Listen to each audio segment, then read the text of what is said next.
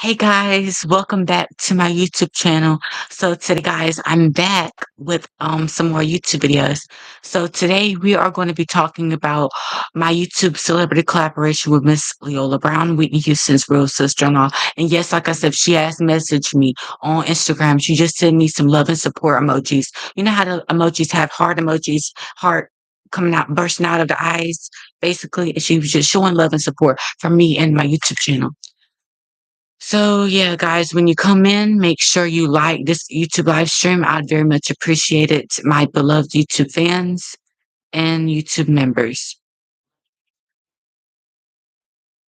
Make sure you subscribe if you haven't already subscribed to my YouTube channel.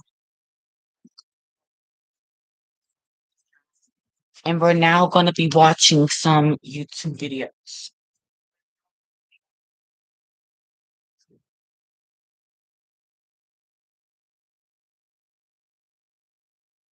Wait a minute. Y'all's going to have to see the TV. There we go.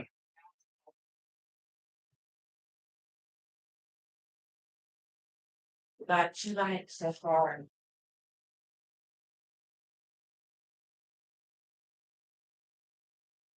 AJ's new movie and Select Club of the Silver Vibe. Hey everybody, welcome back to my beloved YouTube channel. So today, welcome back. We're going to talk about AJ's new movie, my new movie, and my celebrity club with Miss Leolah Brown. And the movie, my new movie is going to be called AJ's Fight for Justice for Whitney and Chrissy. In my YouTube celebrity collab with Miss Leola. And I'm gonna put everything in the chat.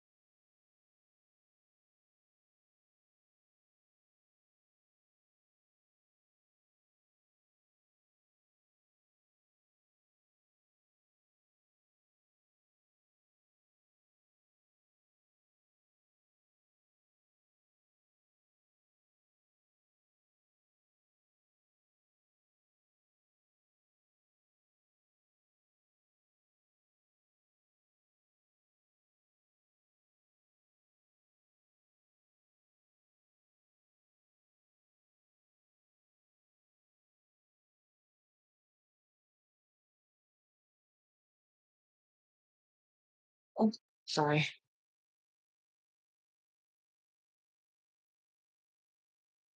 So today we're gonna talk about Jason with the body and my stuff kind of and the movie, my new movie is gonna be called AJ Five Just for 50 Christmas. In my YouTube celebrity collab with Miss Leola. And I'm gonna put everything in the chat.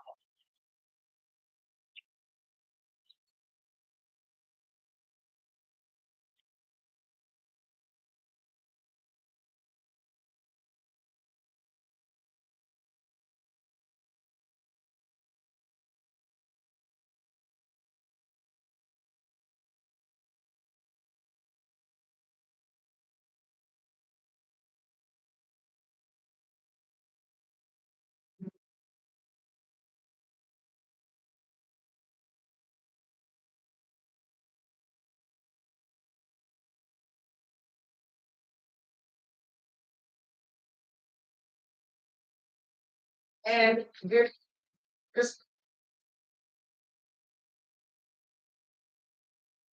one person. It's one live here.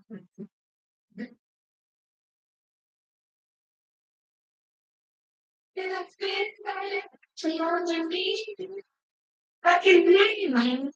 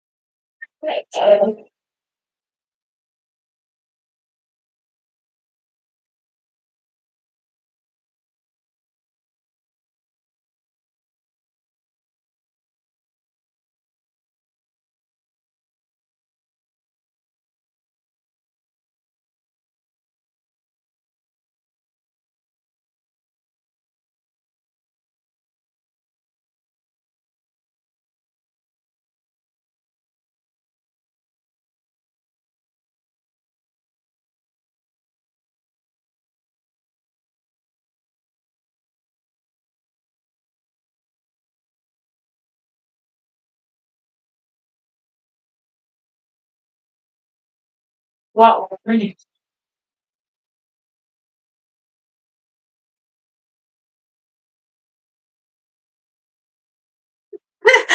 Oh my gosh. That's so funny. So funny.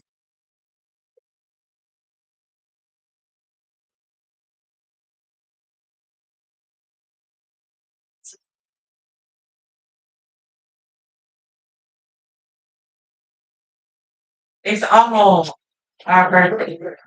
And by the way, guys, my birthday was April 25th. I turned 17 years old. And me and Selena have our birthdays are very close. Her birthday is 9 days before my birthday. The singer Selena, the one that was tragically murdered by the psycho fan club president, who I hope it never gets out of prison because she killed the queen of English music and Tejano music. So hopefully she stays in prison till May 2025 or even after. Maybe they won't let her stink and get out because it's gonna be like a prison. Either way she gets out, she's gonna be in a prison in her own home. Uh,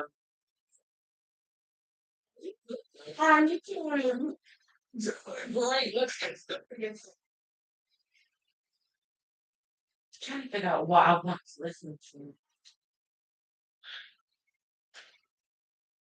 England has never seen anything like her, the longest reigning monarch in British history. These were the joyous scenes when she marked her 70th year on the throne in June.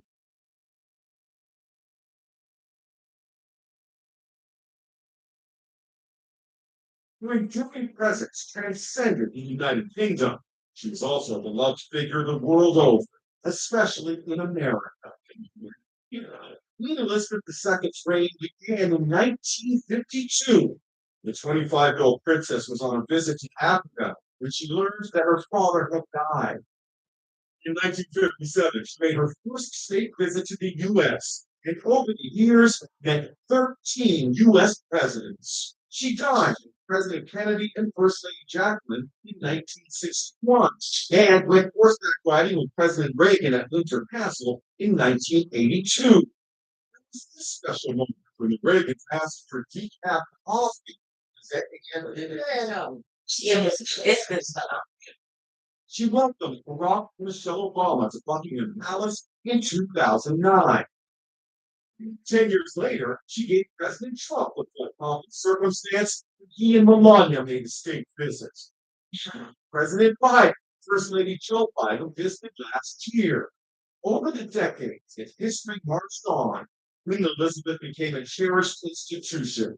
Her beloved corgis often at her side. And she kept a stiff upper lip as the marriages of three of her children broke up in less than a year. And a fire devastated Windsor Castle. The year 1992 was, in her words, horrible. When Princess Diana lost her life in 1997, Buckingham Palace was initially silent about the tragedy, sparking widespread criticism from the grief-stricken nation. Speak to us, ma'am, pleaded one newspaper. Your people are suffering. Show us you care, said another. And we made a televised address to the nation. Thank you to Diana myself. The Diana Pay tribute to Queen Princess Queen, in Diana. which actress Helen Mirren And won an Oscar. I think personally, uh, Diana would have been queen if she would, if her and Charles was still married. And I think they would have, but I'm not sure because Charles and Camilla were still fooling around. So, but I feel like she could, if the queen, now Queen Elizabeth could have personally appointed her as like a personal aide to her or like a assistant queen or like a, you know what I mean? Lady Diana Spencer was her name, but Wherever we are, join and express our grief at Diana's loss. On TV's hit series The Crown, young Elizabeth is played by Claire Foy, and the older incarnation by Olivia Colman. Queen Elizabeth was a key figure in welcoming Meghan Markle into the royal family in 2018. Of course, you know how that ended. But even as Harry feuded with his father and brother, he always showed respect for the Queen. In those bleak early days of the COVID pandemic in 2020, Queen Elizabeth lifted spirits with a treaty address. There's a day, George. We will be with our friends again. We will be with our families again. A year later, in the same church where Meghan and Harry got married, the Queen sat alone at a funeral of her beloved husband, Prince Philip, who died at age 99. Now, the world mourns the monarch who seems to have been a part of our lives forever.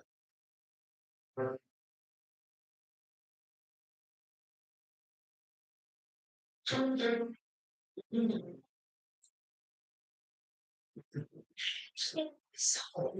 questions about our policy. And we're just later, I just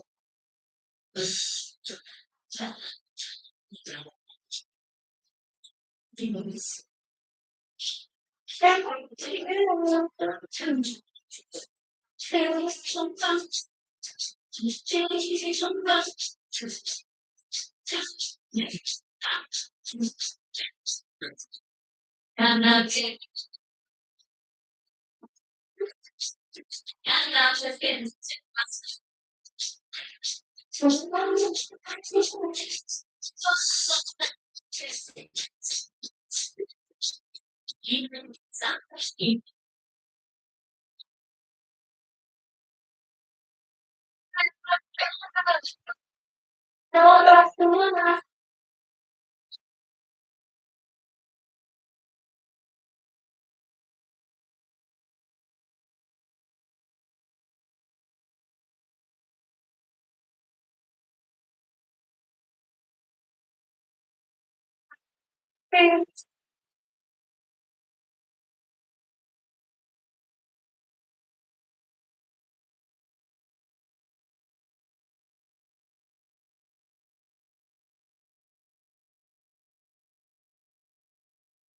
hey guys, look out. Oh my gosh.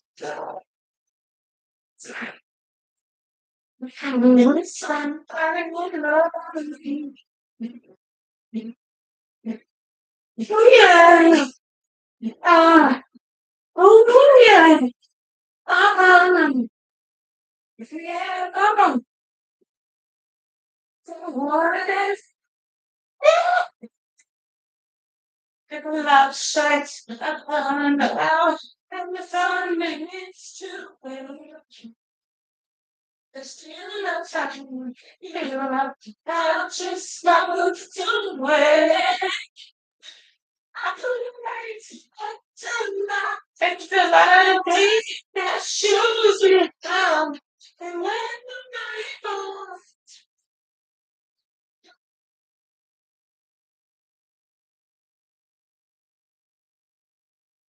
I somebody, somebody, you're somebody who got me. Somebody, how could you think? Yeah, yes, somebody, yes, somebody.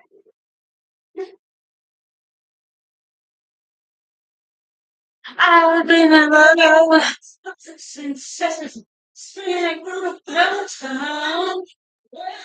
Sooner or later, it's been a while to feeling down. Say I need a man who take the chains on my burn time to last. So when I go, my only heart cold.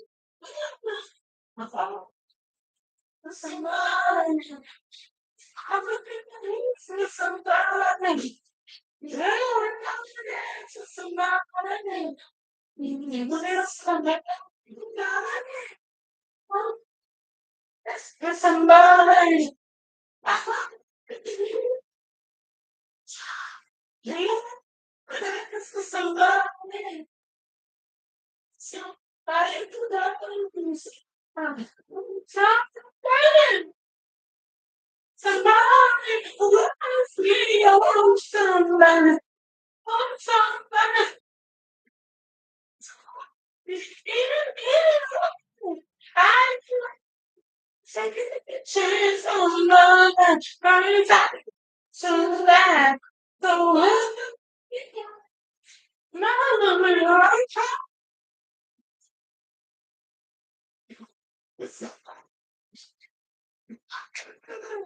somebody, somebody.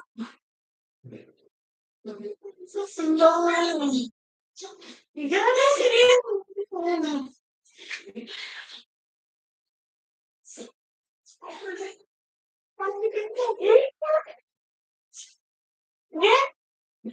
for somebody, for somebody.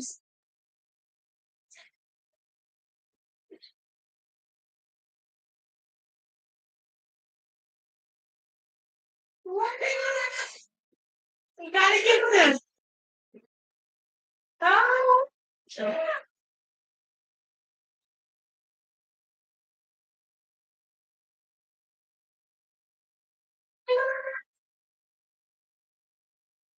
for me, somebody. She got that. She got that. She wanted to like you guys you want but me I want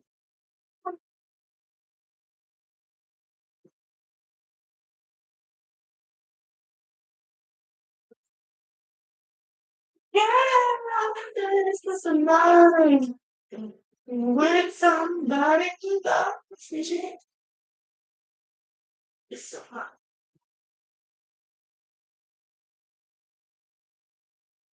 yeah this is for somebody um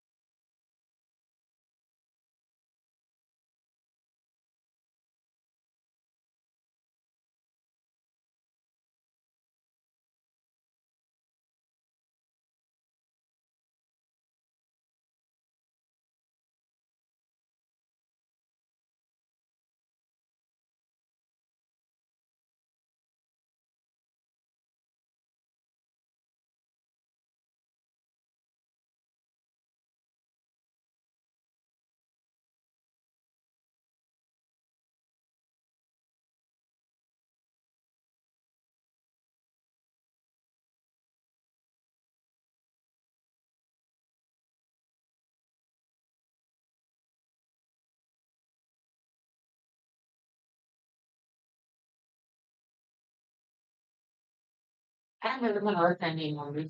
But I don't mind.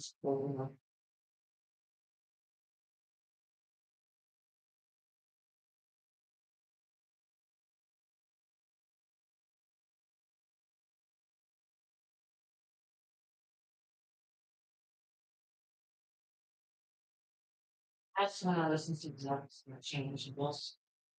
But I will be on here for a long time, just so y'all know that, because I have to make a time for that. I missed all of today because I was supposed to actually start at 5 a.m. because, like I told y'all, normally my YouTube channel opens at 5 a.m. Sometimes it's a little later.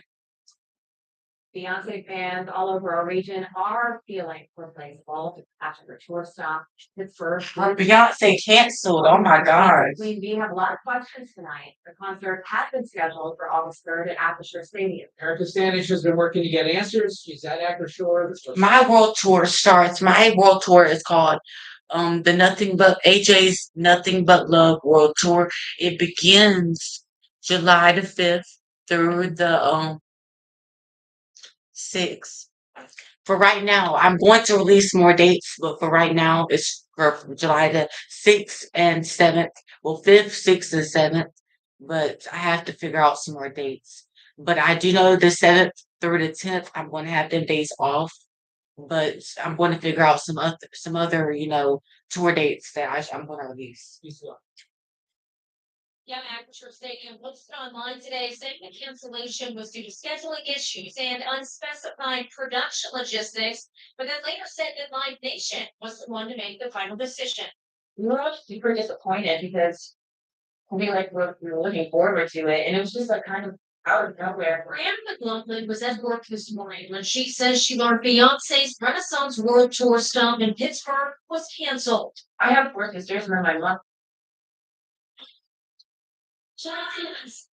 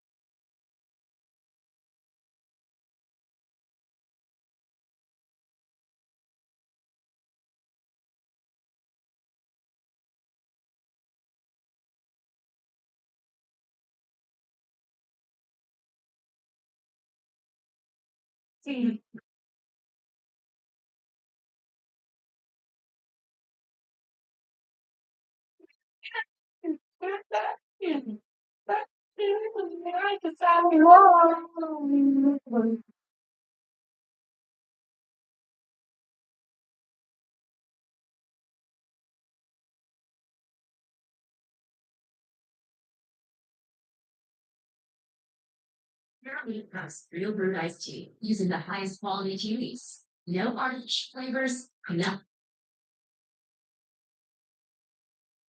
This was the start of her coming at the Houston Astrodome, February 26, 1995.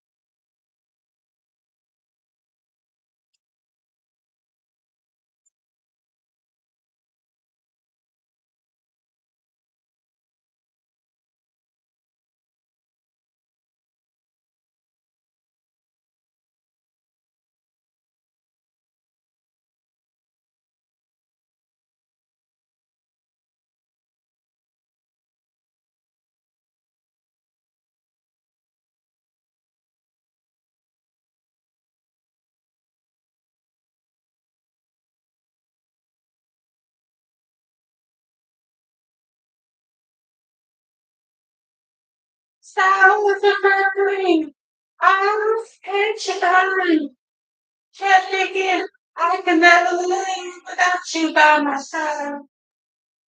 But then I spent so many nights just thinking how you did me wrong, and I grew strong. But you know, and I'm your best. Come on, finished. Come on, you're not welcome me anymore. But you want to try to hurt me looking back. You should come over me. You think I'll let down the time?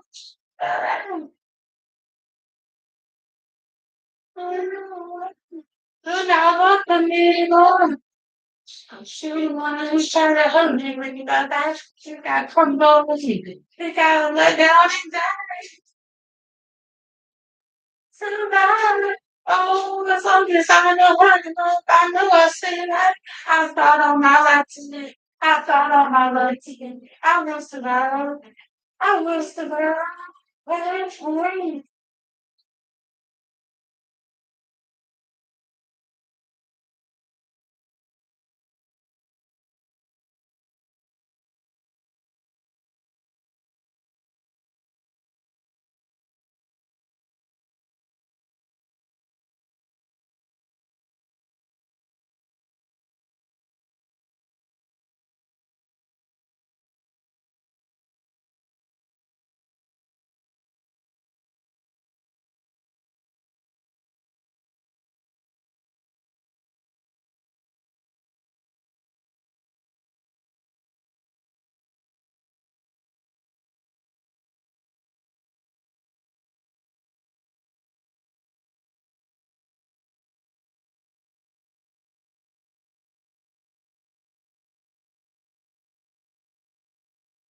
Said little T.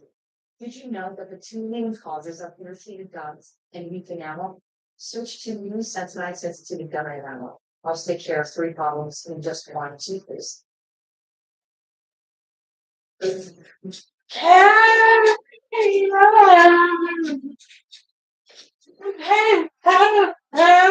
yeah. Be-dum-bum, be-dum-bum.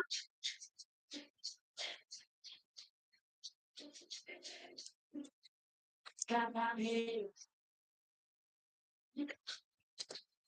got that cooking over on time.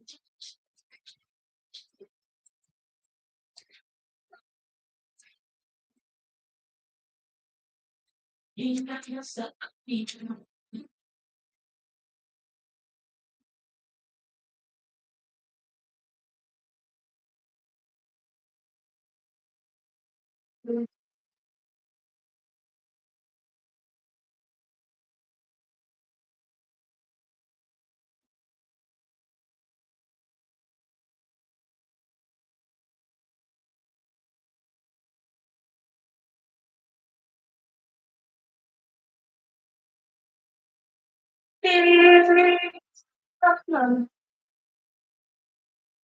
Yes. Whatever type.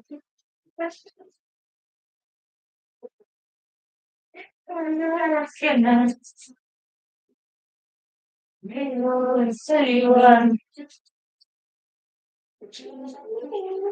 The second woman. And no one else would have.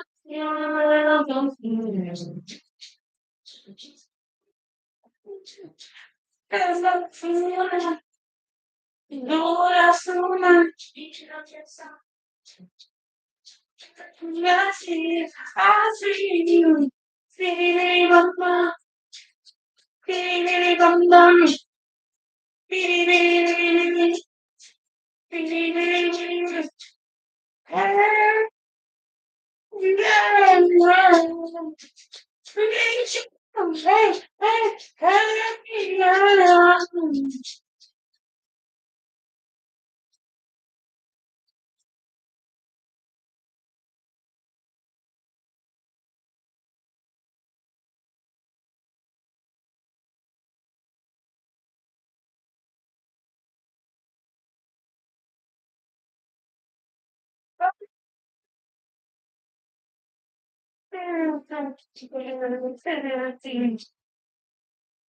Oh, that's me. That's me.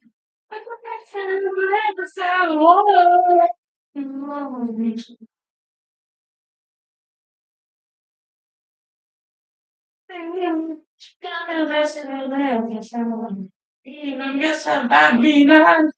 I see, I see. Oh yeah, oh yeah, oh yeah.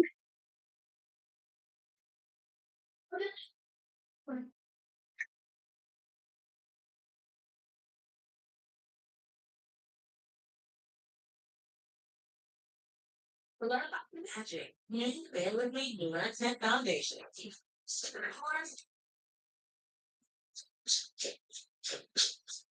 We're now 38 minutes in, y'all. The live stream.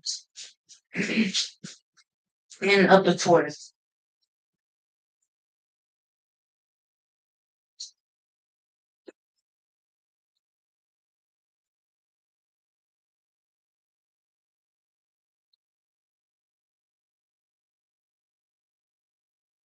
We got to all open line. You got to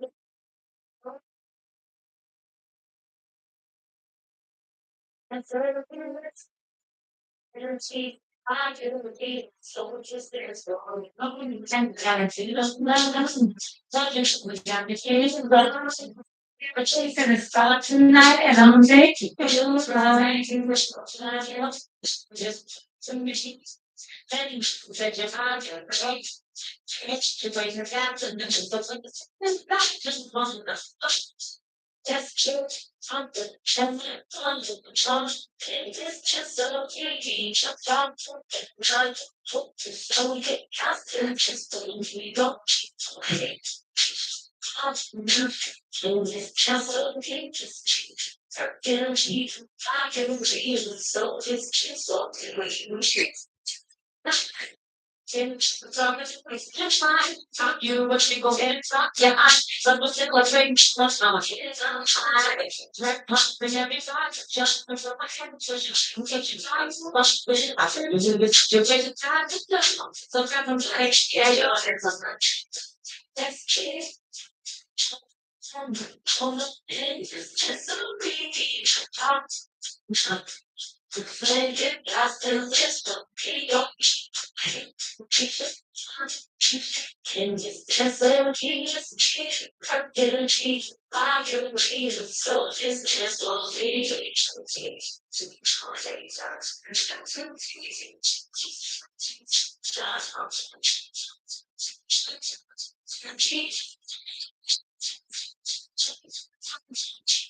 I can cheese.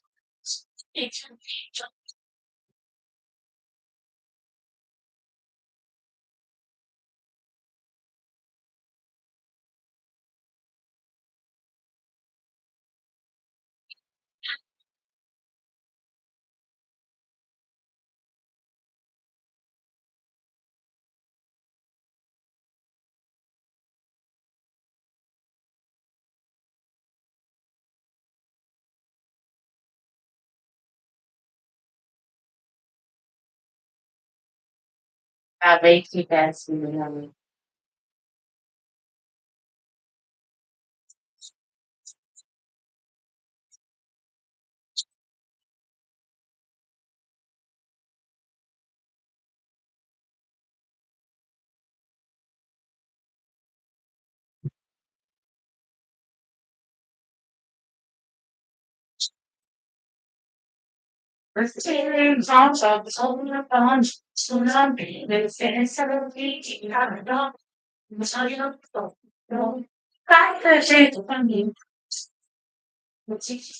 so she should be just destiny, just cheating for good cheese. I do cheese, so just don't change like tears and not. So you show me out the tears and run. You my shakes in the spots tonight. Someone makes you feel alright. You just talk to me. Then you set your vibes and change. Change to taking time to dish the thing from the night. One of the just kids. Happiness there for me, that's all. And now you're floating, so you got to just don't trust it. Just look here, just change it. Energy, I get the change, so just don't think. I'll be right back.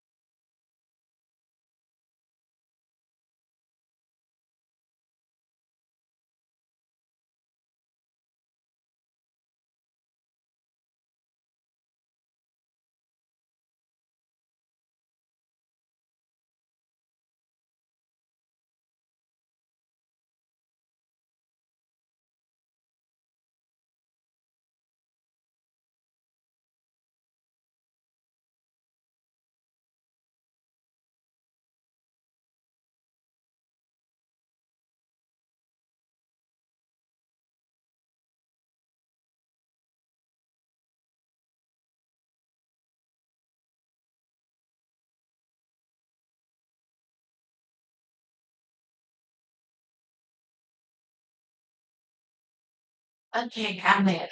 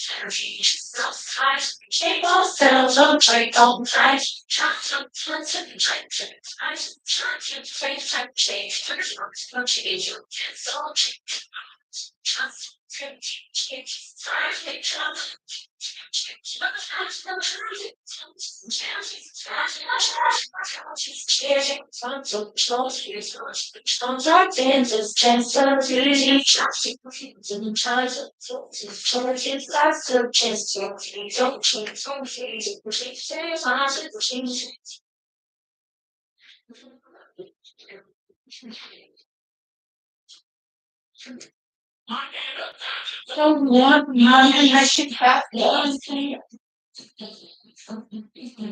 She has been alone, but he lived in the palace. While the elephant and queen, he was keeping this status. That is amazing. My purse was out here. He's a you go first.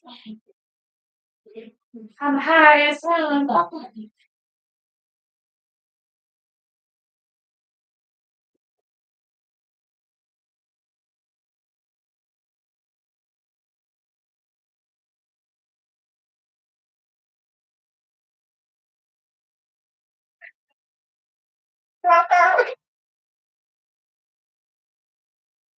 Don't want done unless he got.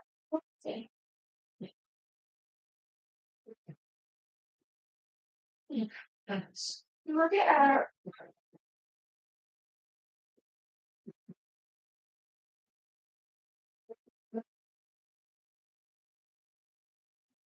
Ride motorcycle. And then I told I ain't talking about.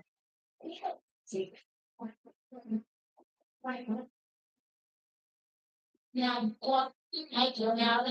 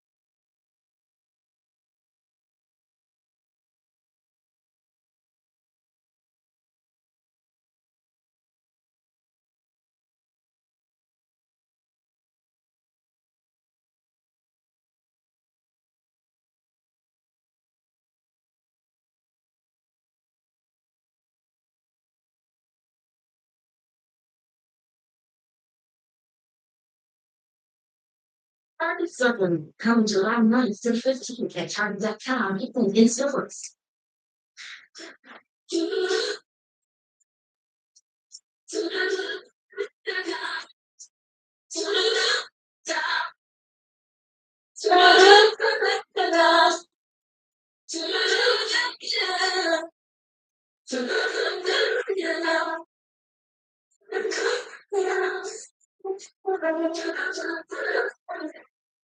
Well, then, come on, living inside. It's the love I see, but you will always be mine. Let your baby no, nothing. I will never die. No, I'll feel part of me.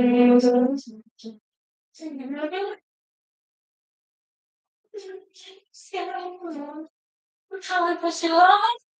My baby, see what's wrong.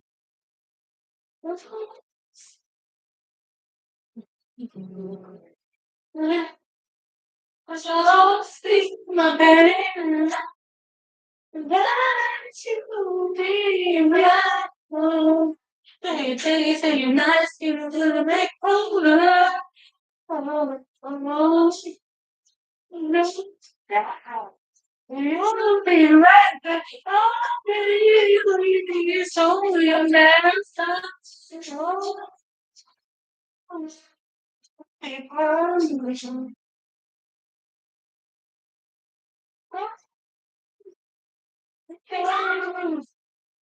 Was you always be my baby? Oh, nothing else.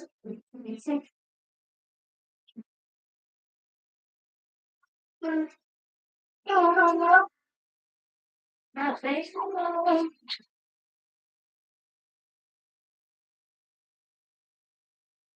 No, I say not the name. Well, the thing that, well, I can't tell you. What are we doing? What's the talking about? Oh, no, what are you doing? It tells you. Some future apps. It's like here's what.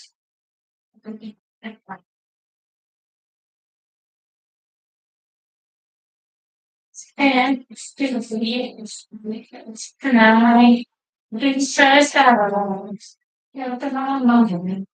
You wait, that's the one lava. Look at you. Look at me. What I want, what I need. I can see it. My mind is when you like me to them, for the rest.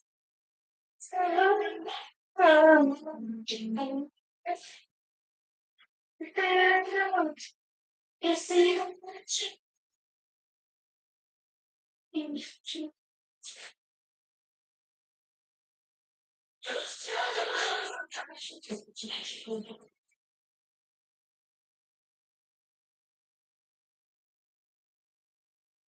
I ain't never seen that documentary, George Michael, The Price of Fame. I ain't never seen that. It came out in 2020. That's true. Oh,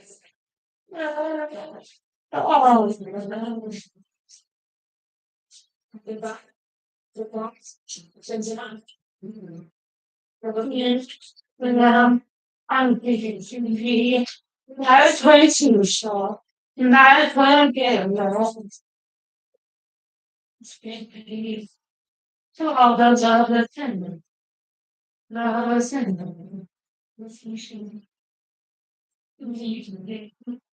To all the haters and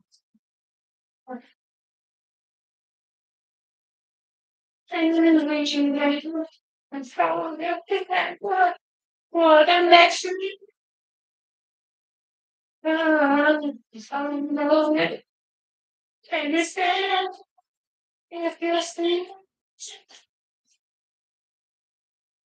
you know it.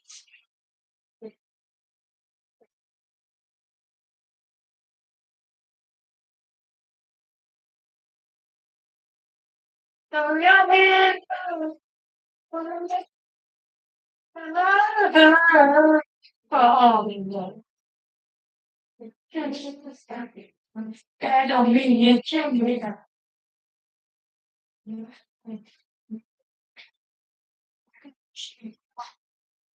So I want to hold me and your friend. So your hand, and they should the next thing is this. Yes, it's about eating. It's always nice to have someone on hand. That's why we started Trackers.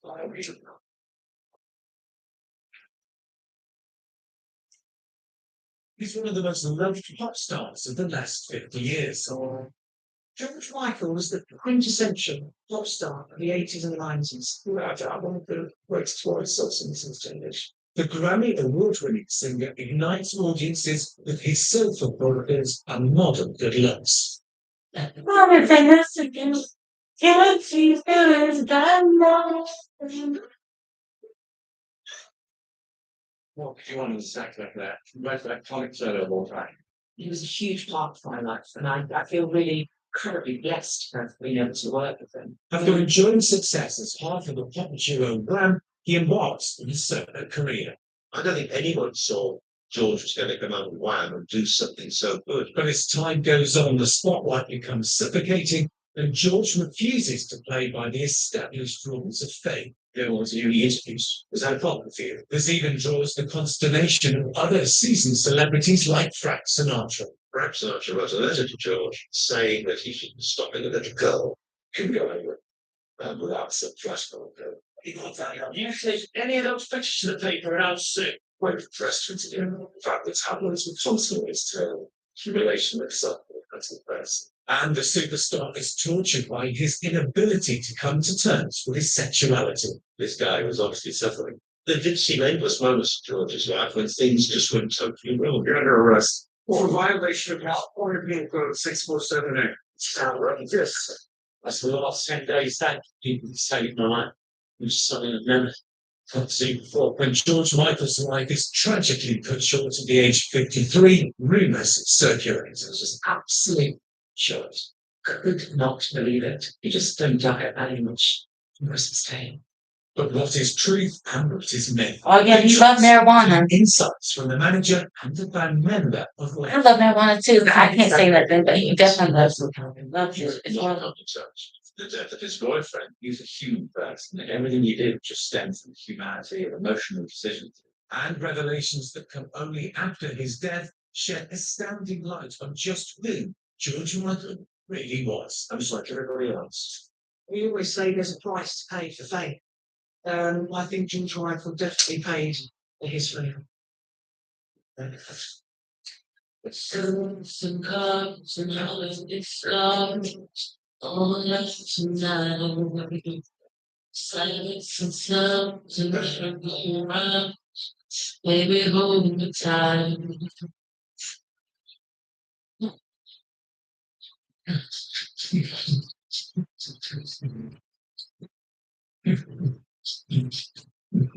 On the afternoon of April the 7th, 1998, pop icon George Michael is parked near Will Rogers Memorial Park in Los Angeles in search of casual, anonymous sex. The public restrooms just across the street from the famous Beverly Hills Hotel are well known to the singer as a popular male cruising ground.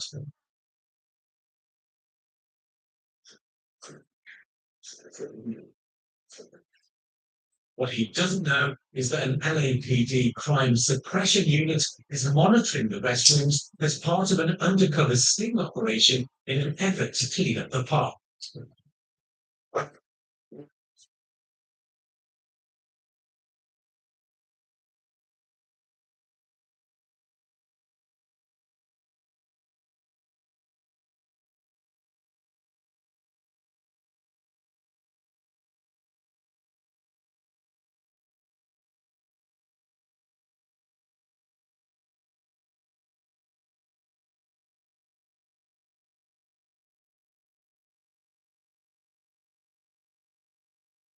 Sir, can you hear? You're under arrest.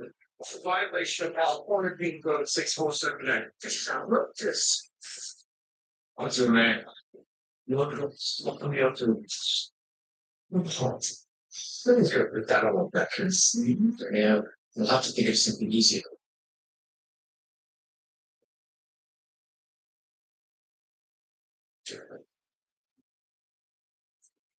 Hi, I'm Mark, environmental designer, Turk County.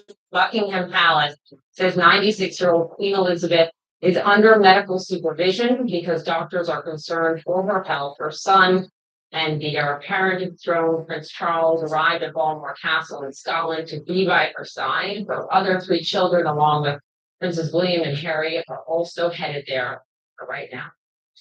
Our reporters, correspondents are standing by. Anna Stewart at Buckingham Palace. CNN royal historian Kate Williams joins us from London as well. And Kate, I wonder if I could deal with you because we've been speaking in the last hour about the enormous span of her leadership, the longest serving monarch really in history, certainly in the UK history, more than 70 years celebrated earlier this year. We came across something she said at the young age of 21 on a visit to South Africa before she assumed the throne, which struck us as telling of the life she would lead and the service she would give. We're going to play that right now. I want to get your reaction. I declare before the building, my whole life, greatly long or short, shall be devoted to your service and to the service of our great imperial family to which we all belong.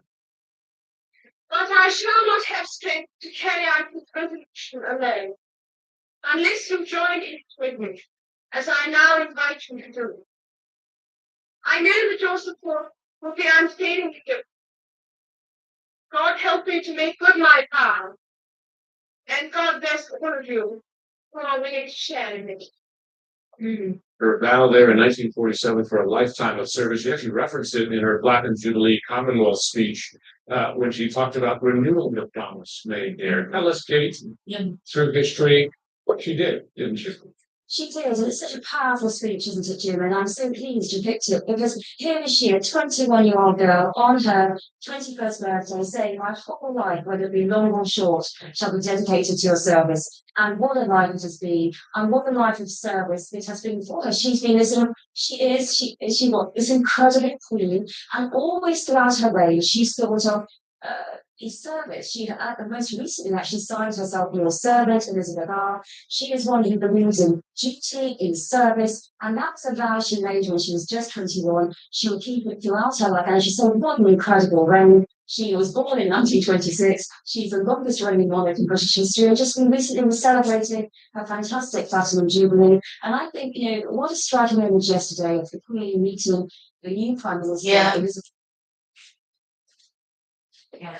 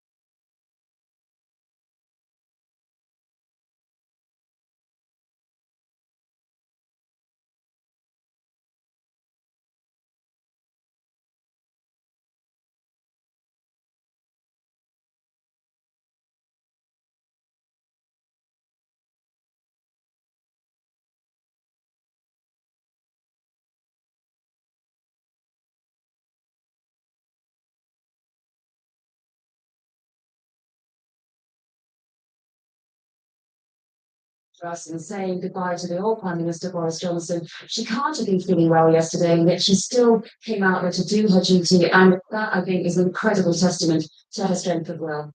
You were at Buckingham Palace. For our viewers that may just be joining us, can you bring us up to speed on the developments this morning? We've heard really from everyone of significance around her, not only the palace, but the new prime minister, from the Archbishop of Canterbury. Bring us up to speed if you could. So a few hours ago, we had that short statement from Buckingham Palace that has caused such deep concern for the health of Her Majesty. In the statement, they said, following further evaluation this morning, the Queen's doctors are concerned for Her Majesty's health and have recommended she remain under medical supervision. The Queen remains comfortable and at Balmoral. And moments after that, we were told that some of her children were on their way to Balmoral, and that indeed, in fact, all of her children have now travelled to Balmoral or are on their way, including actually grandchildren, Prince William, Prince Harry, and the Duchess of Sussex as well. That is how deep the concern is. So often there are concerns about the Queen's health. She is 96 years old. We know that she has suffered from episodic mobility issues now, at least since October of last year, which is 12 months this afternoon.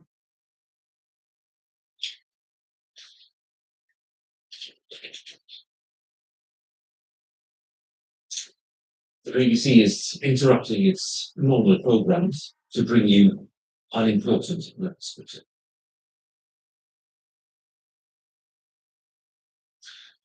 This is BBC News from London.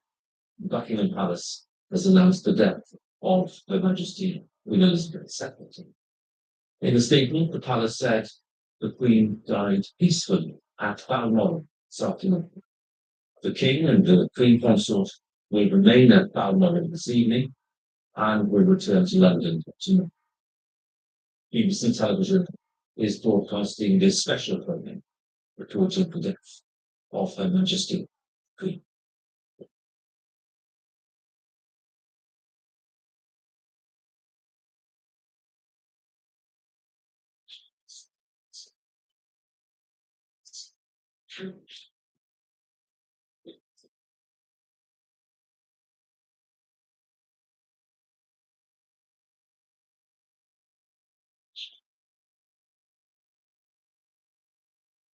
So I'm trying to go to my actual YouTube channel.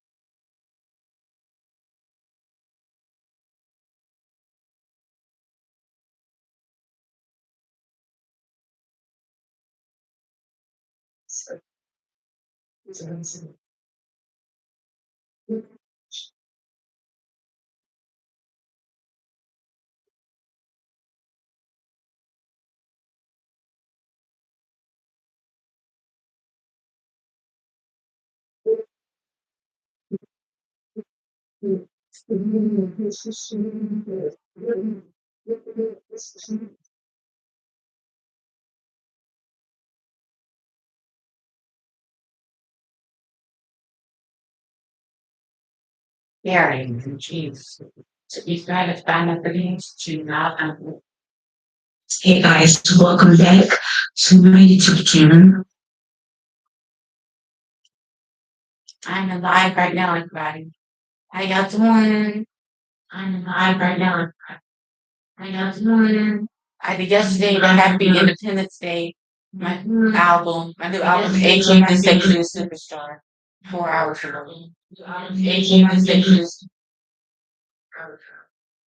Aging the Sexual. Oh Lord, have mercy. Can't possibly know. Okay, like that. Watch yours. You can have it all.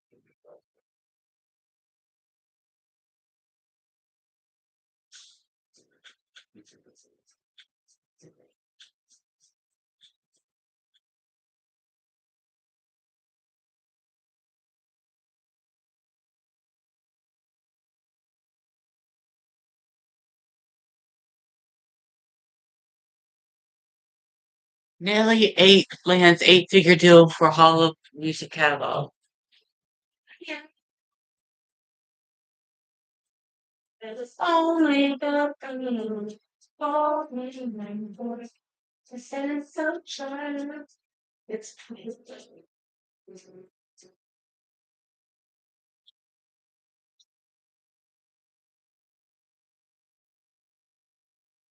ain't no telling me what's the to be that's the what's the but I can let emotion. What's the that's to you and I can be bothered. Things to me that I'm acting confused. You don't see me. I can't refuse. The reddish something, but that comes to me. And then doors you get just a thing that changes. Whatever the reason, you is for me. Oh, what's got to do what's the second hand emotion? Got to do this. These are walking and walking me walking.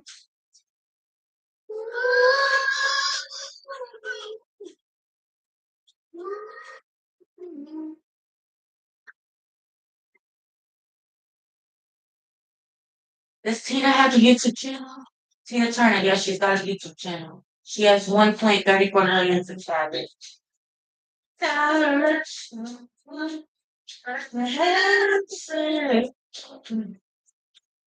I've been thinking about my own projection. It's just me to feel this way. What's to do? What to do?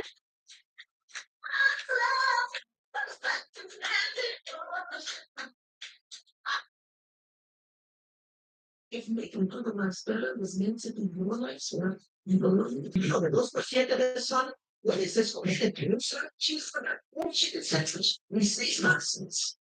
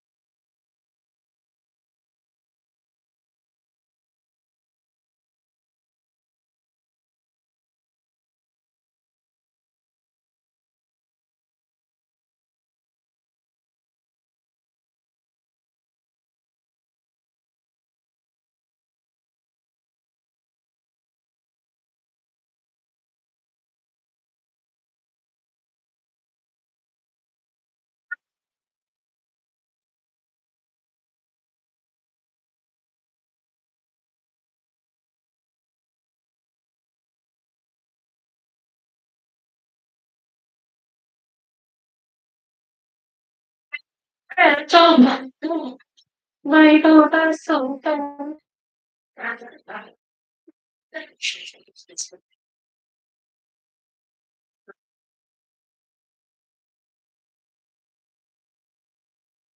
don't you know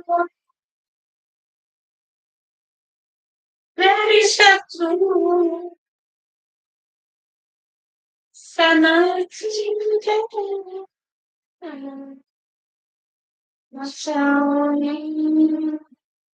je fais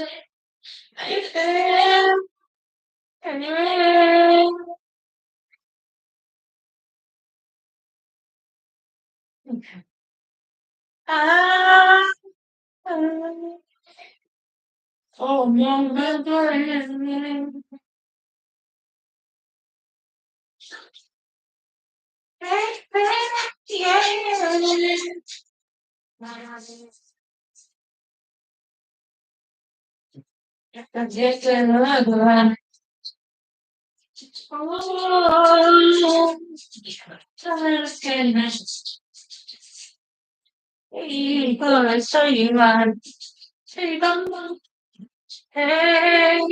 Se emociona mi corazón y mi vida adentro.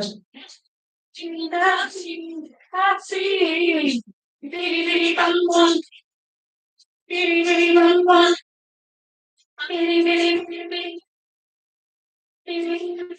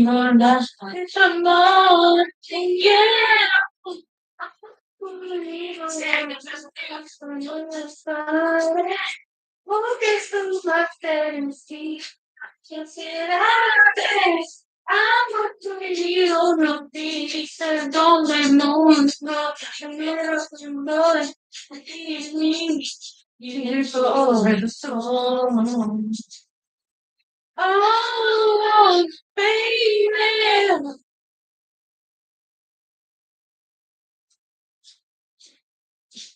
I just fall in love with you.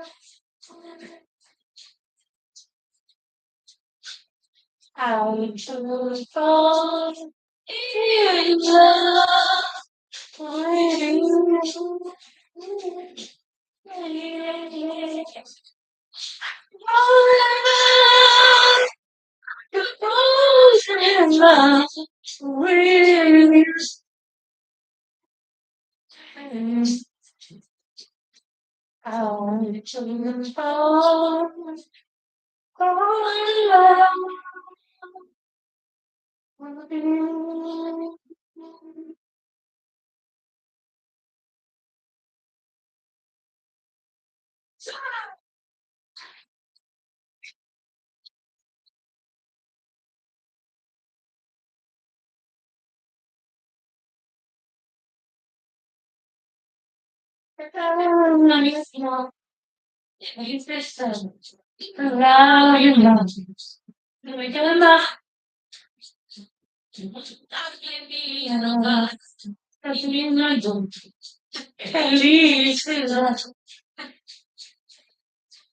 No me queda más.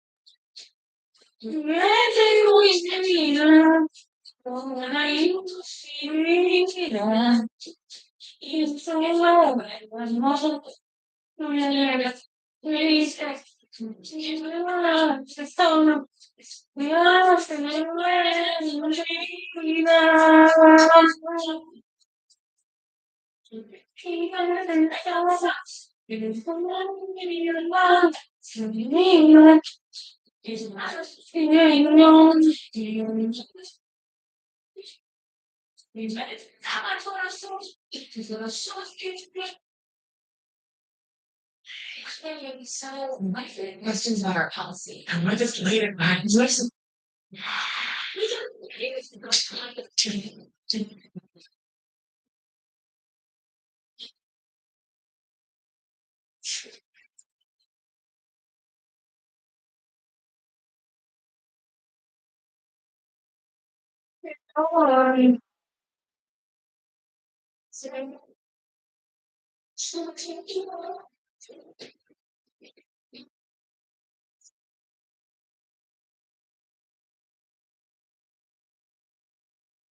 Mama, I can feel the heart. Yeah, I've been looking up on the sky.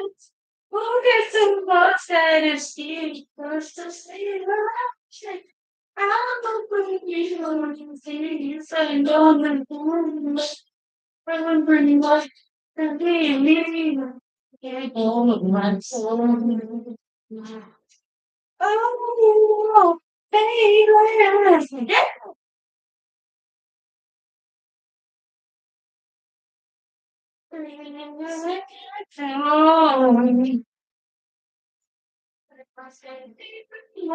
Yes, I'm born.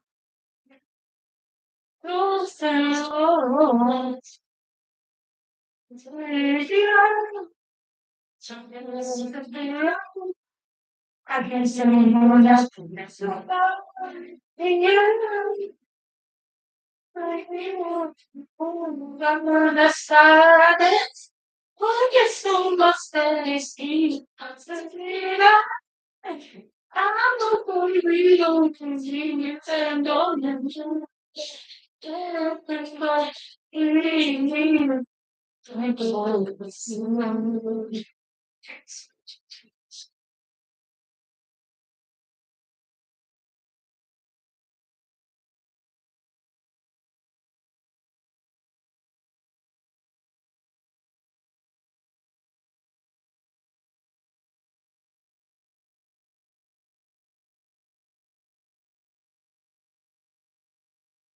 Or Miss Leola's YouTube videos will no jump to mine, but we'll go to hers first.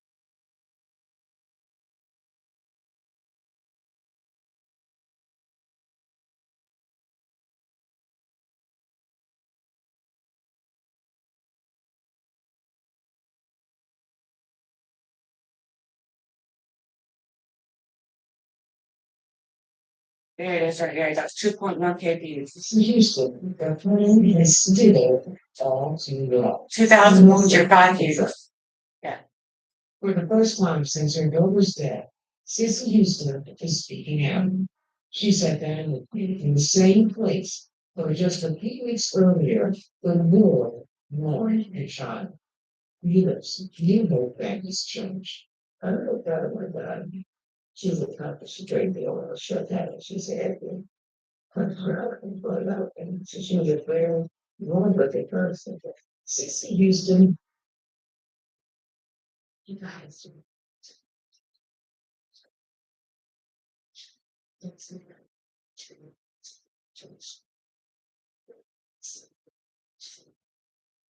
Listen to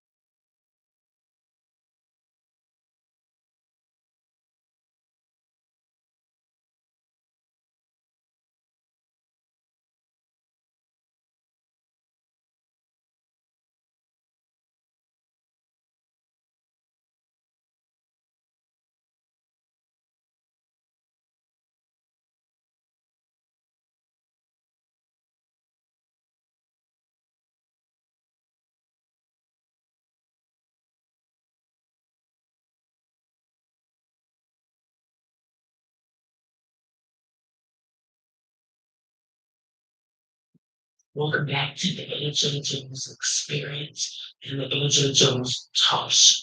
So today, guys, before you see me, like I said, you will see my intro.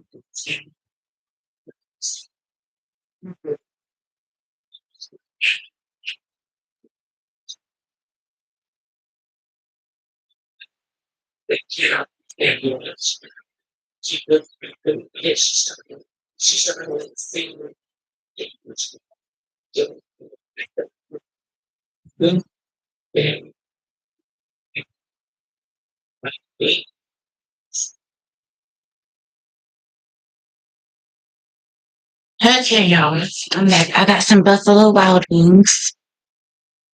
Looks pretty good. Let me show y'all what it looks like.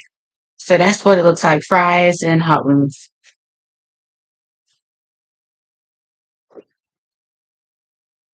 2.1K views on that YouTube video. That needs to be boosted up to like 2.3K. And then, but I like it though. I'm very thankful. Don't trust and believe that. Okay, guys. I'm gonna end the YouTube video at 10 o'clock p.m. Well, not right now, but Paula Fledrowski wasn't just beautiful. yeah, she don't play this not a killed incarcerated in Miami after that. Now, investigators wonder if the young model's drop-dead good looks may also return the head of a praised killer during a wild night of partying at a Miami nightclub. Tonight, she was dressed in a very sexy outfit. So she kind of stood out a little bit for everybody else in their club. Everybody was watching ball. And the 26-year-old would be found murdered in the ugliest of ways, just hours after leaving the club. It was just such a horrendous crime. Flying or seeing wild animals. And that's big, but There was something that makes me fire. I don't know. Fire. Paula Slajewski had been blessed by nature from birth, and it didn't take long to realize She just loved looking good. That was, no hair out of place. Big sister Kelly, who was 14 when Paula was born, remembers her having a weakness for cosmetics even as a toddler. She had gotten into my purse, into my makeup, and just had it all over all over her face. Oh my God. She was in the dance. Oh my And as God. Kelly grew up in Detroit, Michigan, she basked in the attention her good looks brought. She just loved being the center of attraction. It was just all about her. But Paula didn't just have beauty going for her. She also had brains. She was I'm very smart and intelligent. That's how I became YouTube president and Had CEO. personality too. all the way vivacious. And beneath And all I'm a the celebrity success, as well. I'm a there came celebrity kind, model, compassionate and heart I that loved work with animals, certain celebrity especially her own stars. little dogs, as well as I people in work with need. Hollywood celebrities such as Miss Leolah Brown, but she's not into Hollywood, but she has been out there. So, with Whitney, but that's about it. But me and Miss Leolah Paula is went to like college in I say we're California to women first study for a clothes. nursing career. I would love And to do a finally, they started YouTube using celebrity her looks to collaboration model. with Miss She Leolah. went from dark hair to blonde hair. They wanted different looks. They wanted the dark hair and then blonde hair. And then she got extensions. I just wanted her to be more natural. She wanted to be more glamorous. That's what glamour before always about glamour. Paula auditioned for Playboy, and although she never appeared in a magazine, she was featured in a Playboy video. What did you think of that? Well, I didn't really care for the modeling that much. And Patsy was horrified to learn that Paula was also working as an exotic dancer in California strip clubs. What do you think about that? What are you doing? What are you doing there? When Right. Paula visited her Right. family back in Michigan, Right. Mom became more disturbed. I used to cry sometimes and tell her, Paula, I noticed a little bit of the alcohol and, we would talk about that. And I told her, I said, if this is what this job is doing to you, you just need to get out of it. I mean, But the no, dancing it's was making making Paula a lot of money to pay for her rich lifestyle. She loved the expensive things in life. Okay, she just loved buying the best of everything. Her clothes, Best of her everything. makeup, her extensions. That was Paula. We argued about it. She really did. Mother and daughter also argued about Paula's taste in men, and she moved in with a boyfriend named Kevin Clem. What about Kevin? Did you know him? When I met Kevin, he looked a lot older than her, and I really didn't like him. I just said there's something about him. But Paula and Kevin were kind. She even took him to her niece's wedding and then to Kelly's house Christmas. So he seemed like a decent guy, but I didn't really figure all that out. Kelly invited them to come over again for a New Year's Eve party a week later. But the couple had made plans to fly to Miami for a Lady Gaga concert. And I said, let's try to be fun. And unfortunately, got to see where the talk turned out. For some reason, she just wanted to see this concert. She said, don't worry, I'll be home in time for your birthday. I have something special planned for your birthday. But Paula would never make it home. And Patsy would get the kind of early birthday surprise that is the stuff of every mother's worst nightmare. She went to the sister concert. Now she's gone. Paula Sadusi and her boyfriend, Kevin Flynn, had planned to fly to Las Vegas from their home in Southern California for New Year's Eve. I mean, it's not a stupid concert. It's just the fact that she died, after the concert. It's nothing to do with Lady Gaga. I have to have most respect for Lady Gaga. It's just, For a Lady Gaga concert in Miami. she died Checking in into the a horrible hotel in trendy ways. South Beach for a long weekend of party at its many nightclubs, as well as Club Space, a popular after-hours spot in an industrial area of North Miami. This is going to be the Buffalo Wild Wings and a part of my Food Network as well. This is literally on a party there. If I had a daughter, she would what space. You see people come out of there, sometimes very trash. And Paula and Kevin are said by police to be already very trashed when they arrived there around 5 to 5:30 Sunday morning after partying in South Beach for 2 days. They've both been drinking a lot prior to the space. After drinking for another couple of hours at the club, there's suddenly no problem. Things started happening inside the club. Paula was a girl gone wild. She weren't dressed, stepped very low, showed off all her legs, her body. She started looking at the dress she was wearing and underwear. It was creating by scene. People were all over her. She was dancing with them. Guys were up at the bar, getting very close to her. Henry didn't like what he saw. He wanted to get her out of there because it was time to go. Grabbed her by the arm and said, "Let's go, babe, time to go."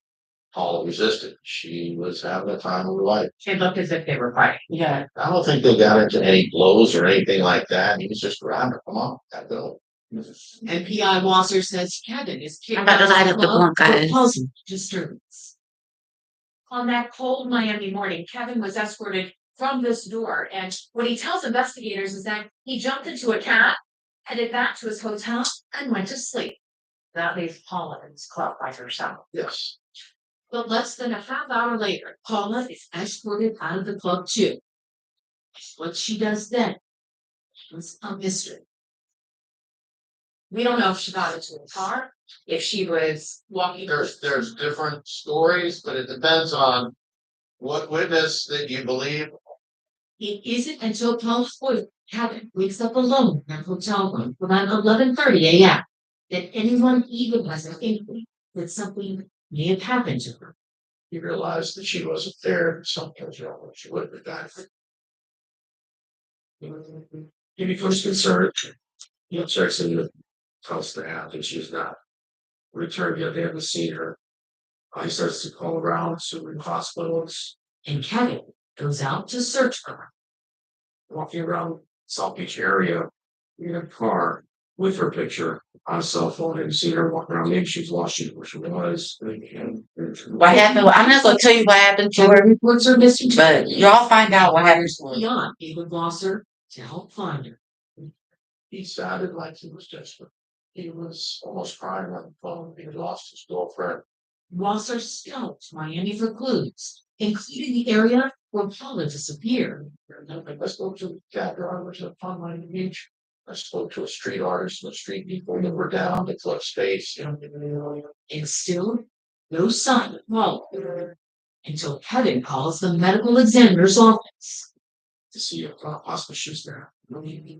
A J. Doe had been found burned beyond recognition in a blazing dumpster about 12 miles from Club Space, about 13 hours after Paula had disappeared. It was this man, Christopher Michael, who called the fire department when he saw the flames leaping high to the air. The flames were at least to the light right there. When the fire department extinguished the blaze and saw what was inside, they notified police. I got there. I saw the remains. Said dumpster. And even a hardened veteran detective like Michael Gonigal was horrified. I couldn't tell you the mindset of a person that said it would be a fire. There's a little right. The only thing left of her remains and that's some body piercing, some ears. So was happy price to finish them, but you want to destroy them with literally that person. The medical examiner gets Paula's dental records from her family. And then they called them back when they started sitting down. And they would identify that it was my sister. Kelly and Mom Patsy are heartbroken. If I could trade places with her, I wouldn't. And they're not. You know, she was young. Never got to experience getting married, having a baby. I was talking suicide, and I just didn't want to love her. I still struggle with praying. I wear her ashes every time. Her ashes are managing that. Every day, her ashes are on my neck. I haven't put in a heart. Police can't even tell Paula's family how she died, except that Paula was very deceased prior to being sent for a clinical examiner here. I forgot to mention, was able to determine. they said possibly strangulation because there was no night parts, no gunshot wounds. But she was burned so bad that it was hard to tell.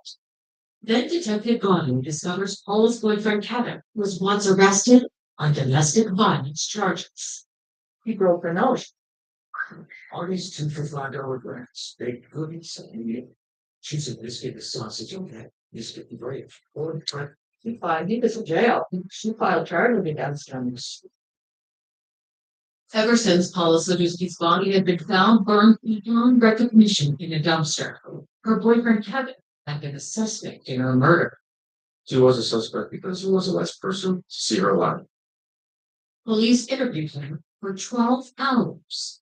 He cooperated with them, gave them everything, often do polygraphs, whatever law enforcement allows. He was there to persist. Kevin had seemed genuinely distraught when Paula first went missing, calling hospitals and the medical examiner's office, even reporting her disappearance to police as he searched for her with the help of a PI in Boston. I listened to his story, both with the police and as we had time together. So I can hear you very.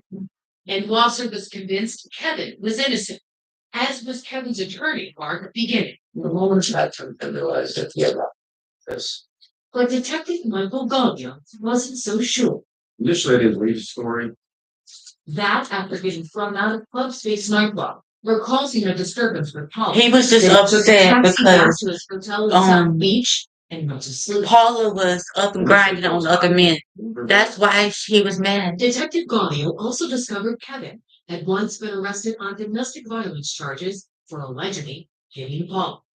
I learned that they had that incident with the spouse when her was broken. That's something any investigators will look at twice, especially in a situation like that. The domestic battery case was ultimately dismissed, although Paula's mock claims her daughter once told her Kevin had also threatened to kill her. She confided in me and told me, how he threatened her that if she ever left him, that he would put her up and vote pieces and put them to Kenny. They never find the body. She told me that. Excuse me. And Kevin and Paula's drunken argument at Club Space, after she went wild and began flirting with other men, wasn't the first time it had happened. It was definitely a rocky relationship. They were the typical blood party. But Kevin's attorney, Mark Beginning, says Kevin's alibi going straight back to the hotel after Club Space was airtight. There's cab records and she told what he could show that. His alibi checked out 100%. And eventually, Detective Gaudio also came to believe Kevin did not have had anything to do with Paula's murder. We explored several avenues how he could possibly involved. Nothing we ever could pan out on it. His story seemed early. In the investigation, we found out everything he's telling us we followed up on was accurate. This surveillance video from Club Space further supported Kevin's alibi. It shows Kevin going out first. And the shadowy figure It's right Paula. there behind Paula raised questions about whether her killer might have even followed her out of the club. As she's walking out, she's got a man following her. There's a couple bouncers that are sitting by the front door hallway there, and they immediately follow her out of there as well.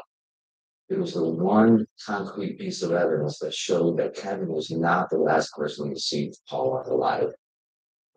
Detective Claudio investigated all the bouncers at the club. All their timesheets and records and their backgrounds, nothing proved that they had any involvement with the disappearance at all. Nor says Detective Claudio did the man seen following her out the door, who turned out to also be one of the club's security staff. But Kevin's attorney still believes it is possible she was tailed by a patron in the club. What do you believe happened to Paula that morning?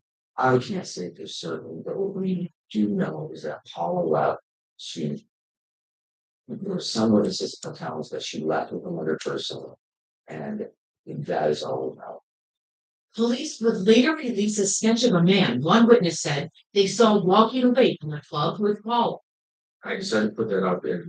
Remove having anything else hard about it. Maybe we can find another witness who can verify a story that we heard if someone matching his description. But that hasn't happened, and Detective Gaudio is left with nothing more than a hunch. Whoever she hooked up with, either an argument ensued, something happened, she didn't want to be where she loved me more, and she ended up there. And the remote industrial area where Paula's body was found incinerated from this dumpster is one of the reasons Detective Gaudio thinks Kevin is innocent, because he didn't have a car to get there from, nor enough knowledge of Miami to find him. The killer is more likely to have been a local resident who knew the city well. It's not a place that tourists frequent. It's kind of an out of the way, dead end street. So I believe somebody in the area knows something or had something to say.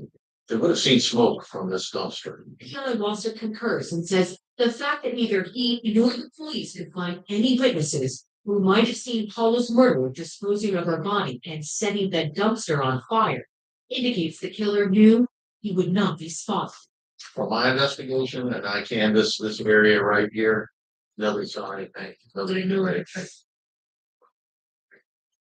Now, 6 years after the murder, Paula Slodowski, her killer, whoever he may be, is still free, leaving her family in a painful emotional limbo. Before I go to be with her one day in heaven, I would just like to know who's responsible for hurting her, for taking my baby away, especially the way that she is taking it. We just would really like some answers, and the person that did this horrible crime should pay. And Detective Gaudio remains hopeful of bringing Paula's killer to justice. I would like to one day be able to make a phone call and tell them that and give you the good news. At least bring them some peace of mind. Perhaps with the help of Crime Watch Daily. Right now, we're hoping something like this will regenerate interest in case somebody knows what happened.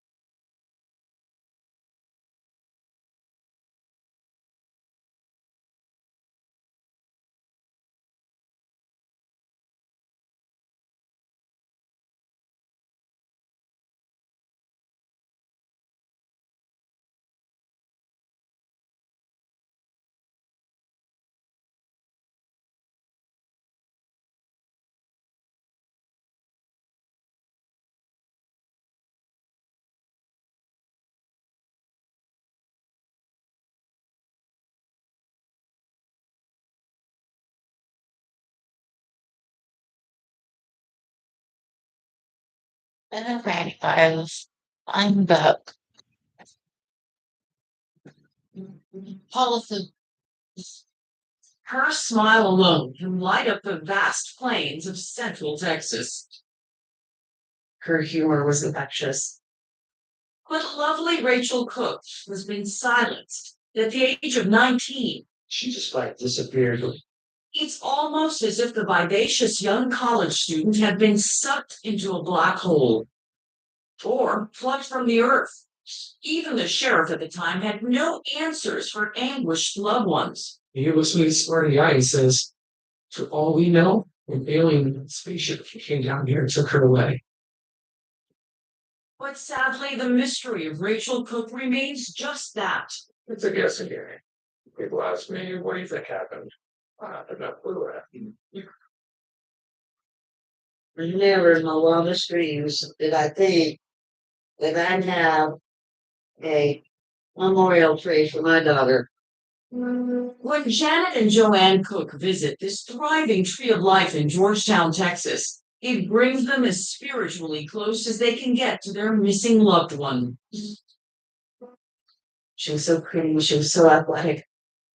We were just really, really close, very much alike in a lot of different ways. Let's go back to when she was a little girl. What was she like? She was an extremely giving person. When a friend was in need, she was there. Rachel had one particular passion. How big a part of my life was run? It was huge. She got really big into cross country track. She could just keep going like an energizer bunny. She just kept running and running and running. Rachel was a Lone Star stunner, but the eternal sunshine and whipping waves of the West Coast were beckoning. How did she end up leaving Georgetown? She was always drawn to California. She thought it was a land of vegetarians and good music and beaches. And off she went to the coastline near San Diego, where Rachel enrolled in community college. And most of all, she wanted to be with Greg West, a man she met shortly after moving to the coast. I was like, "Oh my gosh, this is the real thing. This is it. This is what it feels like." I mean, butterflies, we were so goofy together. She was amazing. She was with Greg and she was very happy with that relationship and it meant a lot to her. She was just talking to me about I think he's the one. The couple made plans to move in together and Rachel invited her California boy to Texas for the Christmas holidays. Greg couldn't stay the whole trip. He had to get back to San Diego for work. Rachel planned to be with her family a few more days, but in fact, she would never make it back to San Diego, at least as far as anyone knows. Tell me about the morning that she disappeared. That morning, Duane and I went to leave for work. Rachel was laying on the couch, and I walked over and doing some don't wake her up. And I went over and kissed on her and I said, "Love you, bye." That's what her response was. She was sleeping. She was sleeping. Leave him alone, Mom. Rachel's father, Robert, also left for work that morning, leaving Rachel with the house to herself. We know that her boyfriend, who was in California at the time, Greg West, talked to her around 9:15, and she was talking about going for a run. She was fine. She was happy to talk me, of course. And I said, "You running there?" She's like, "No, she had to go." Like, "Okay, cool. Just call me afterwards, whatever." Rachel shakes off the grogginess and suits up for her 6-mile morning run before planning to spend the rest of the day with her dad, Robert. She was supposed to hang out with her father in the afternoon. He was going to take off work early, and they were going to go shopping. She had a wedding. She was getting ready. Rachel begins her run in the quiet, rural, familiar, and crime-free neighborhood where she grew up. When she went running, she ran to the east of her house, and there was a gentleman working on a piece of equipment, spreading dirt for a new home that was under construction, and he saw her run by. There was an elderly couple walking in the neighborhood that lived next door to Rachel Cook, and they saw her as well. 6 different people saw Rachel running that day. Some even saw her finishing up in a cool down just 2 houses from her own. But that would be the last time anyone would ever see or speak to Rachel Cook. She disappeared within 100 yards from her. It seems unfathomable. A young woman in broad daylight in bright colored athletic wear seen by scores of neighbors. Here 1 second, gone the next. Everybody has a theory. But there's no evidence to support anybody's theory, including some of our theories. Rachel Cook vanished in the blink of an eye in broad daylight. Several people were the president said consulted on finding popular way better. Maybe she was from the neighborhood because it lived there soon. Rachel disappeared just 100 yards from her family's home in the rural Texas enclave of Georgetown. She was home from San Diego for Christmas break. The spirited young college student was never seen again. I don't think people will ever forget Rachel. Sally Hernandez from our Austin affiliate, KXAN, was one of the first reporters on the case. It was probably the most famous missing persons case in Central Texas, and one with a significant number of theories about what happened. Explain to me the significance of where we are right now.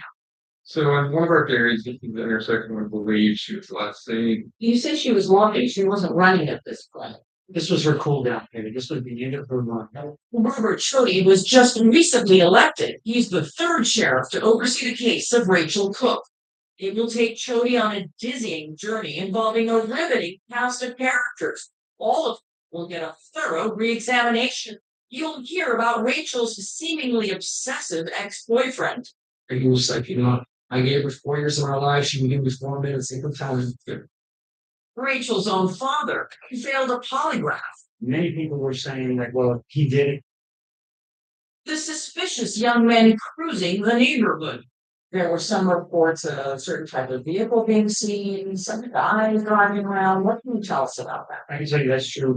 And most compelling of all, a convicted murderer who played Rachel's family and police like a fiddle.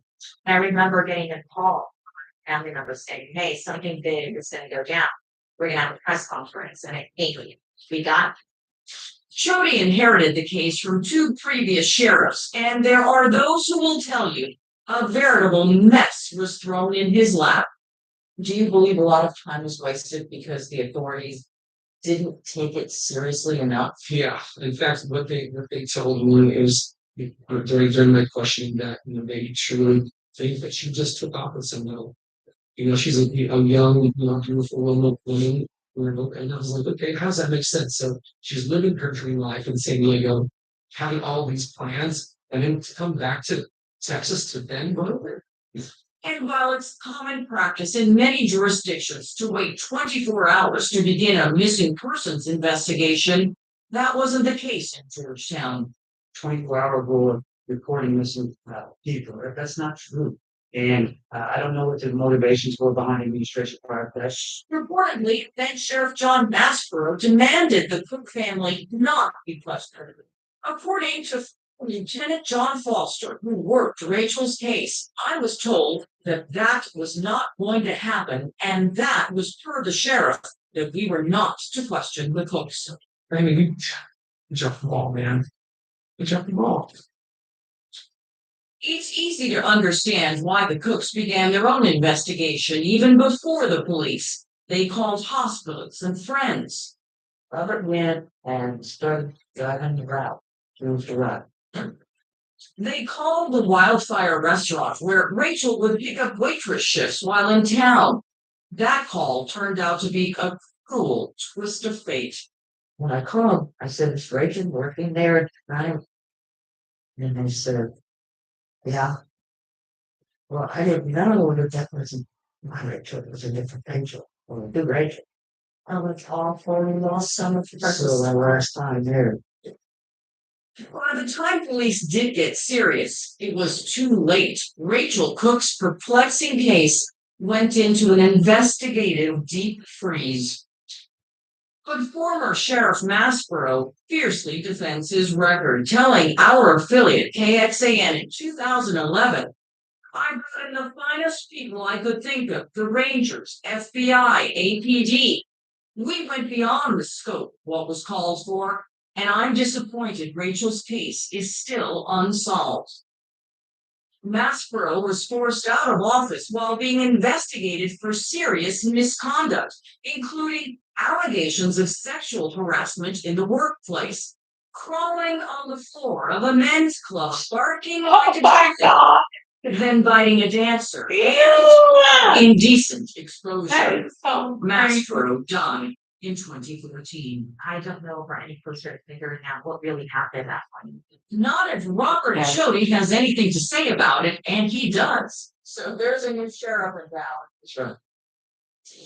He's marshaled an army of veteran retired homicide detectives to start from scratch.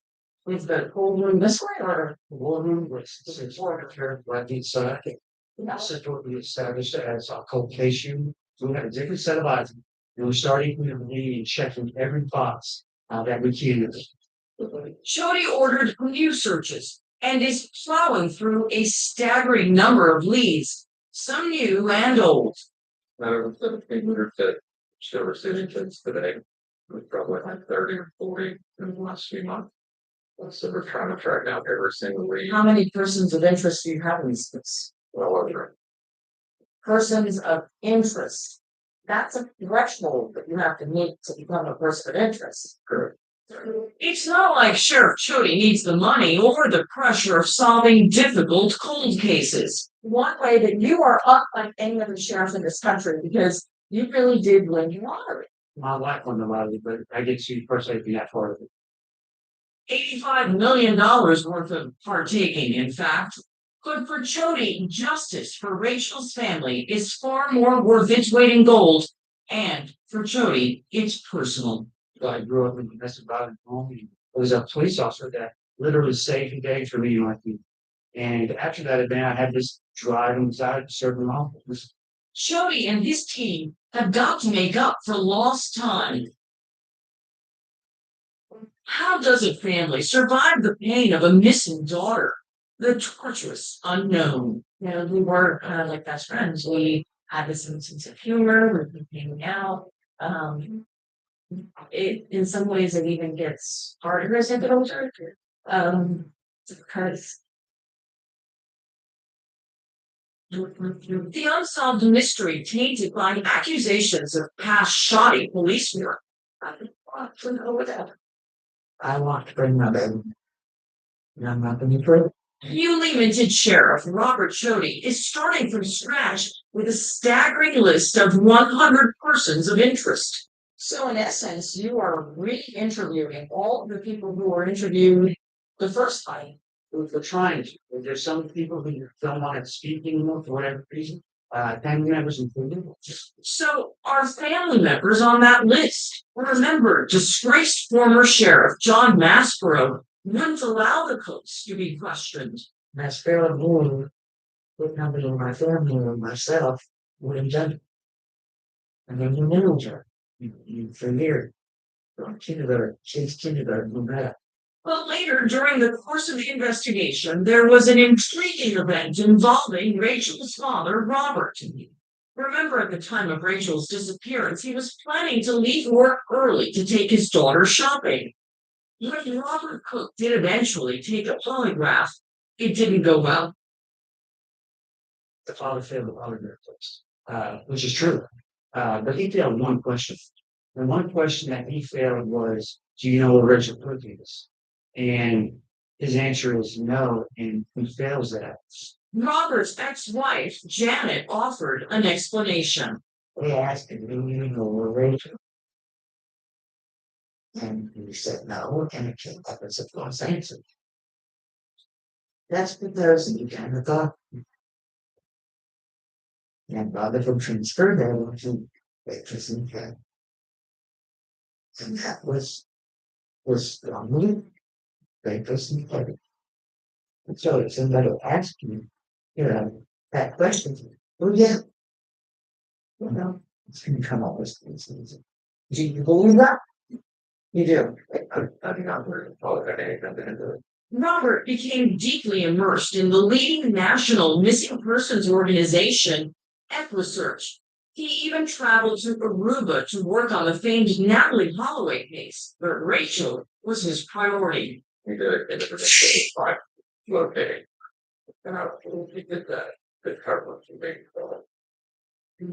Eventually, his marriage to Janet failed. Why did you guys divorce? He became extremely driven about what was told, and I couldn't. I had to have some relationship that, and he got to where we didn't treat him very well. 100 persons of interest no doubt crowds the field of suspicion, but some gravitate toward the top more than others. So and stop. That's stop. Thomas was Rachel's previous boyfriend, and he was not about to give up without a fight, even pouring his heart out to Rachel's new man, Greg West. You sound like an emotionally impassioned person. Like he's not in control of his emotions. Says, he just was crying and like he's on his own crying at you. So he finds out Rachel is home for Christmas, and what does he start doing? She's at this party in Sheffield, and so it did not go well from what I was told. Can you explain? Yeah, they like had a huge blow-off fight. What about an ex-boyfriend? Was there an issue with an ex-boyfriend? That person had issues with you was serving somebody that was still interested in, and until we can check that box to take him off the suspect list or person fitness list, then he remains on that list. And then there were those mysterious young men in a white car, seemingly out of place in Rachel's neighborhood during her run. Somebody saw them in the area that the same time frame that they believe Rachel could be. So we want to question those people. The most chilling aspect of this case involves this man, career criminal Michael Keith Moore, a convicted murderer who once sliced the throat of a 14-week pregnant woman named Christina Moore as she pleaded for her life on her knees. Moore would stun investigators when he came forward and confessed to the murder of Rachel Cook. He said that he was the one who kidnapped and killed Rachel and then dumped her body near the Houston area.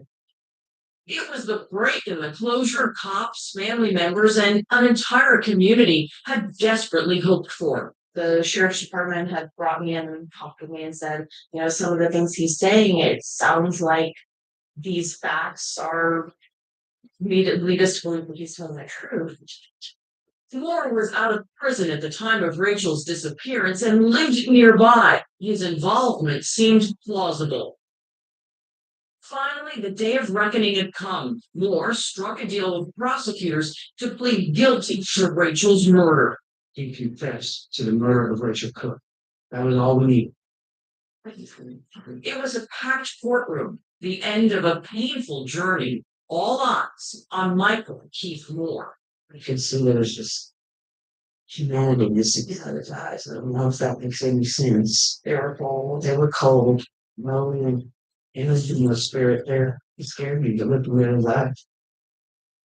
4 years after Rachel Cook vanished, career criminal Michael Keith Moore was about to plead guilty to her murder. So it's huge news. It's huge. It's huge news. We got a name. We got a suspect. Couldn't believe it. I know the first time I saw his face, seeing this pure evil. Did you believe him though? I don't know if I believed him or not, but I considered it was disgusting. By dragging us through that, he wrote a very detailed story about what he did. It's just, just hearing those things is just too much.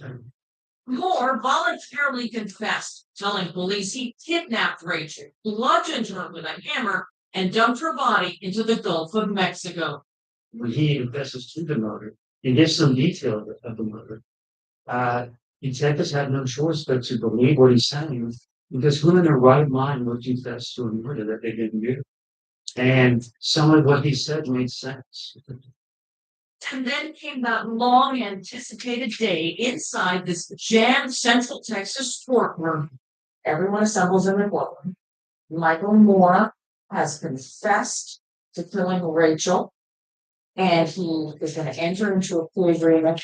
All the cameras are there. We could see the family excited and closure, right? But there would be nothing that resembles closure or justice, nothing even close. What Michael Moore had planned was a sadistic purpose. Calls number 0619235362 Cypress. The charge orders is Moore's stunning reversal rocked the courtroom. The convicted killer, con man, and all-around bad guy delivered an emotionally lethal blow to the family of Rachel Cook. What did he do to the family by putting everybody through this? How would you do that to us? I mean, it's this sick, it's psychotic. We think that, something's going to happen and then it's just kind of eating away from us. So I think a lot of people in my family, it was just kind of like disbelief and anger. So the fact that he admitted to and then he came out of it shows you what type of personality kind of monster he really is. But then why say I did it in the first place? And didn't we offer authorities very specific details that made it plausible that we would have been the killer? Yeah, I don't know how specific or how much information was put out in the media about that. I know that that's one reason why he did it. He got a ride to the coast. He got to eat some cheeseburgers because he was sitting in the cell in the Texas prison prior. So he got something out of the lie, if that's the case. He lives anyway. Yeah, like he did it just to get out of jail for a little bit to. It would be the first one. The district attorney could not pursue the case against Moore. There was just no evidence to prove he killed Rachel. Holy cross, I don't think right here. For Janet and Joanne Cook, there's no expiration date on the crushing pain they still feel. Sister Joanne isn't sure she even wants to hear the truth anymore. You feel that any news you've got now with that news. Is it almost like we don't want to hear anything? Sometimes, and I think that's one thing that makes me very different than my mom, is because I think she feels like finding something out will bring closure and relief. Whereas me, I feel like it will just be that I don't want to see. So I don't want to do true. There's another tragic turn in this. Rachel's father, Robert, passed away after a long illness and most certainly of a broken heart. Robert Cook went to his grave never knowing what happened to his daughter. How do you think this fundamentally affected the fall? I know he felt like he had failed her, that he wasn't there, he didn't protect her. But I think he's done so much to try to help her out and try to figure out what happened. And despite the frustration, the setbacks, and the missteps of previous administrations, Sheriff Robert Chody vows to forge ahead. And we actually have 4 investigators in these records. That's always in say if we're looking into this. Moore is also very well placed on Chody's list. Do you think Michael Moore did it? I think he's a strong suspect. Yes. Still, With 100 persons of interest, but not a single eyewitness or speck of physical evidence, it's going to take more than aggressive police work. Chody wants the public to share the workload. So I really think this is solvable, but we just got to get that information. would you say that it's reasonable to assume that if someone out there knows something, if they haven't said it yet or turned it over yet, what makes anybody think that they're going to do it now? I think because somewhere, someone down the line is going to mess up. I think they've kept the secret for so long that eventually they're going to mess up and they're going to tell somebody, they're going to tell an ex-boyfriend or an ex-girlfriend, and that person's going to come forward to say something. And finally, the truth will come out.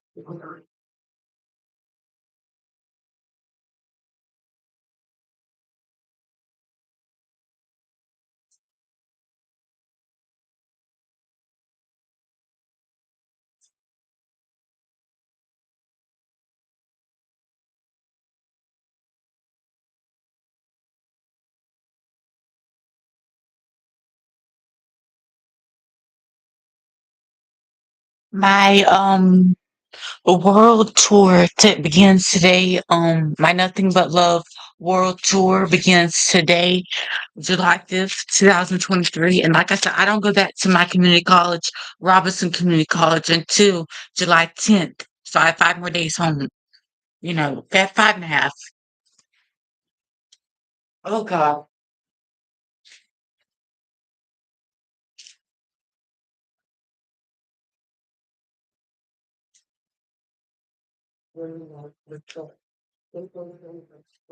I think her I think connection with them that was great and goes with him to our school. To see if it's happening. It was but they wouldn't do same writing in here. So he knew that we should read up in college. And he made somebody, I don't know if it was her parents or um it was siblings, that friends and on the birthday party of the parents she could find food at something it's that is very good to watch me to go. You get going to your activity, you make those when one and you get yeah. So we did this and we got everything to do. And I get you to really play and well, that's really one of the things. That is very good. After well, that's much. And they think that that they can well. But these teach a lot of things for them. I didn't need so much vision. That choice children can. So the other is way in spiritual knowledge, in emotion and language, is which still gets reason. Um, so one of the big things, like a lot of something was designed and then finishing happening things that people kind of expecting to say, well, the writing is in Texas, because I know that the show the countries for honestly the flag because she put this job and then it could try for me to see like a go feeling one particular thing to think it's now or the document. And so he should come along in the country because ways to like RMPE and which so the demonstrators that kind of project. Oh no, we go in that seeing the floor and the see the every side of the one line is being the dog often we can be back to you out the silence and she for when after see that this Western hospital and how they do the patient work with the amount of the outside of with the lead serious injury in that and good truck falling but no she didn't the doing and for her to after not from second French on and it was all into they need to they just right because actually well for when it all got over the second was very wide in terms of my father is was not and then she did the job. They were married, I don't see the bit of I need to go there. The doctor, she's working with them. If you know, doing things that you profit, it's she's doing the film to the post that she is not. Because they don't know that it's very some of the things you think so years and yes, just with it. So that that I can um also I did so the split on the bandwidth and the there she just talked about children and of course she was considered not even a lot of very things for those family, but some of the things that they have some of the different English, the church, how the people talk about it. But the first day, all that she had. No, I never had any plastic surgery. So I got a big up from there, but not from plastic surgery. It was kind of keep the plastic surgery. You don't have that newness. I make thousands of YouTube views. Like I said, I have thousands. I have 7,000, 300 and something YouTube. Last I checked, it was 7,331 YouTube views. So 7.3K. so, so basically, you heard happen. The whole tonight. She said it included for anything. I do it really like one thing. Like, she knew that it really it's just about it. Or, but, I was doing it as part of the church, and she took her mom like up to the right, already. And then she walked away. It's time to she would be very, those wanted to. But if I wanted to get surgeries, like I'm talking about like a liposuction or something, a little bit, not a little bit, not extracting. Again, because she's happy. We so normal, so everybody do it, oxidize, and find something, whatever, you can do the rest. You all do you. All woman, all organic, baby. Well, crap, I know picking up so those you don't know that guy. We don't know that. We don't know that for factual That's shit. not That's not plastic surgery. You have to, if you want plastic surgery, you're gonna have to pay at least uh, a good $15,000 or 10. But Selena was a millionaire, so I'm sure she could pay for it. She wanted, it was no silicone, or no injections, nothing like that, and really, that's, I mean, so she's a good, I think I did a video years ago, and came out in comic book in the game, you know, it's like the third year going to she was in, she was like, when one, I'm like, from Canada to Canada, talking about Brandon. You know, she had the guitar, earrings on, The only reason it was she was skinny is because she had bronchitis. and she was asleep. So she was asleep, and she had no colleagues to do. So she had all, I want to do, this is why she did that. But she loved video, it's one better back. And then she walked around and she was the ground at first when she was blind because she was expecting to laugh. That was exactly the same dress with me in the Madonna video. In which she said in the video, he won both on which is why it is pretty different almost in the video. She was the food, her she was that, like she was the person line. Curry was young, educated, those of the thought, on no one hand. So, Ultimately. Tonight, a holiday weekend marked by brutal violence across the country, nearly 2 dozen mass shootings in all from cities to suburbs. In Philadelphia, a rampage leaving 5 dead, twin toddlers injured, and the suspect being pulled facing charges. Now, there are new questions about the possible motive. Poorly point out, China just had 2 hottest days since record keeping began. The jaw dropping heat hitting again today, with 35 million Americans facing scorching temperatures. How long will it last? Cocaine mystery at the White House, who left the bag of the illegal substance in the West Wing. Investigators now zeroing in on surveillance footage and visitor logs.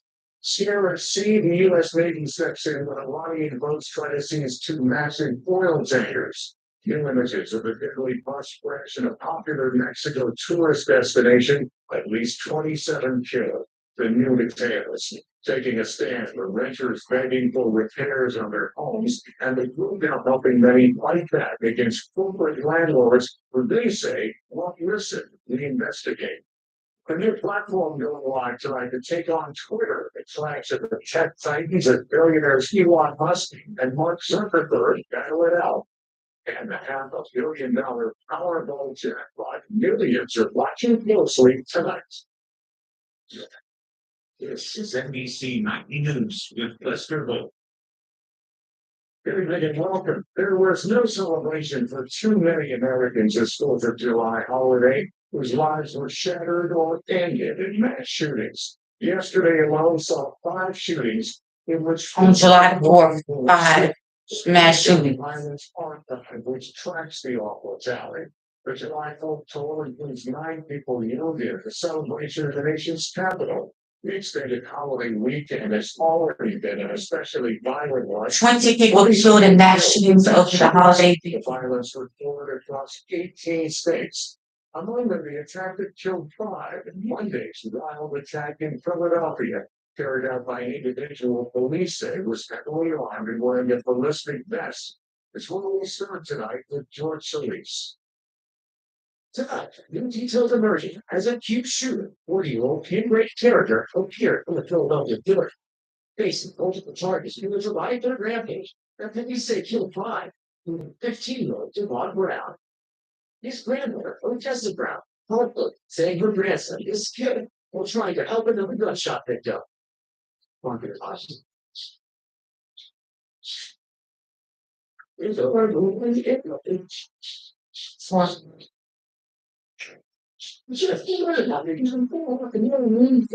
Two children were also injured. According to police, the shooter fired more than 50 rounds aimlessly, including at a Jeep, inside a box, and her 3 young children. There were twin boys in the back seat. One of them suffered injury glass, and the other suffered gunshot wounds to his leg. And her 10-year-old daughter was not sure, thankfully. The shooter was heavily armed with an AR-15 style rifle and handgun, wearing a ski mask and bulletproof vest, according to investigators. Authorities say some who live with the character say the shooter frequently wore a bulletproof vest. Now, authorities say the shell casings recovered at the scene. That shell casings found at the home, along with a handgun, ammunition, and a drill. I believe they thought he was getting more and more agitated as the days were passing. And their way of dealing with it was just to avoid it and not interfere with him. According to the city's office of the controller, Philadelphia, there have been 190 fatal shootings this year. Early Mayor Jim Kennedy calling for gun reform at a news conference today that was planned before Monday's mass shooting. Make no mistake, heard of the problem is the proliferation of guns in our city and our country. Guns are a common denominator in every single shooter. Another with this 31-year-old Joseph Walnut Jr. His family in motion today as they remembered their loved one. He was doing his good fire come on with that beautiful smile. Hey, George, you have some late breaking details on the suspect in this case tonight. That's right, Lester. I'm just getting this information. Police say the shooter believed to be mentally ill and made several social media posts about guns, according to a senior law enforcement official. The shooter has not entered a plea and is being held without bail tonight. Lester? George, so thank you. Now, with history at the White House, an investigation underway to figure out who brought a small bag of cocaine into the West Wing. Kelly O'Donnell out with the latest on that. Tonight, a Secret Service investigation was focused just in steps beyond those iconic West Wing doors to find out who had access to this secure area and left behind an illegal drug in a small plastic baggie. Test results back today confirmed it was cocaine, officials say. Found Sunday night in a common area where staff and visitors store personal belongings like cell phones before sending closer to the heart of the president's office space. The president made it very important to get to the bottom of it. Sources familiar with the investigation say the baggie is still in the lab to determine if fingerprints and DNA can be detected and to do a full chemical analysis of the contents. Investigators are also reviewing video surveillance and visitor logs. When people visit the West Wing, there is an area of the West Wing where it is highly traffic, and that is what happens. People come to this particular area, it's highly traffic. The West Wing lobby is included in private tours led by White House employees. Officials say those tours were done Friday, Saturday, and Sundays before the baby was found. Surviving secondly, is a campaign that let opposite particular do their job.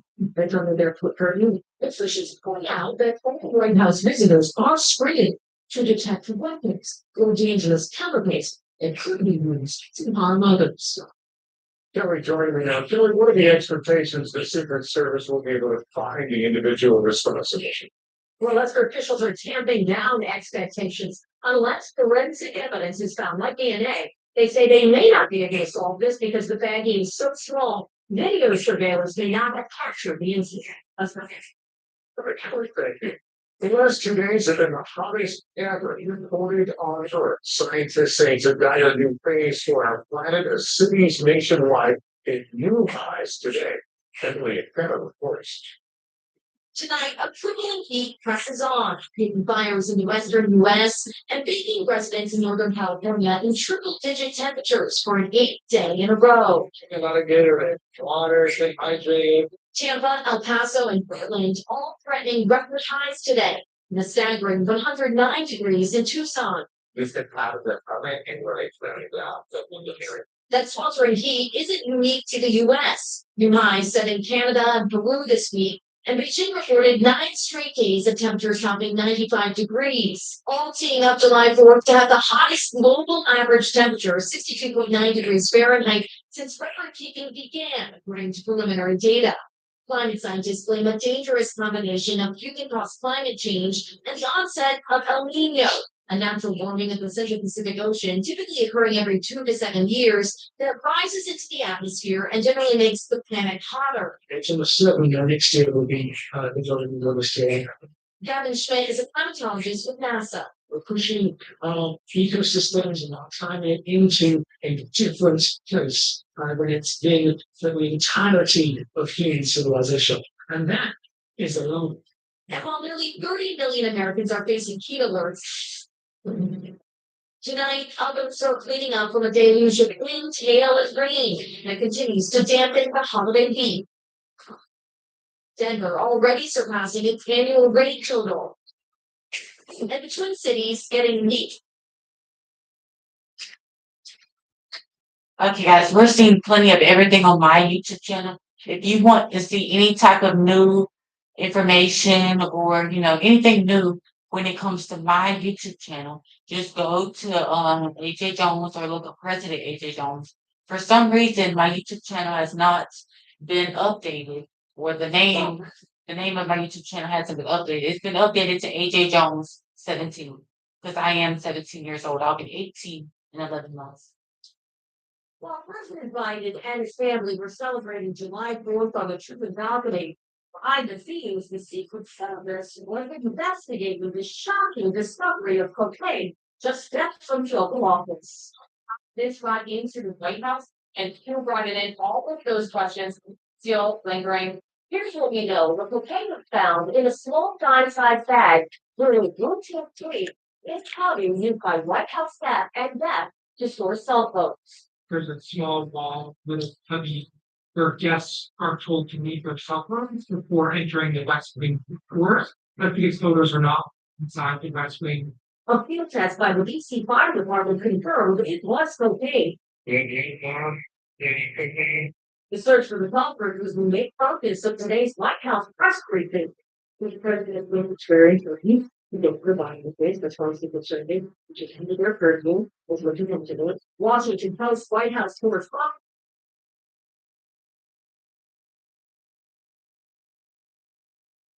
Irene Kara Escalera was an American seat.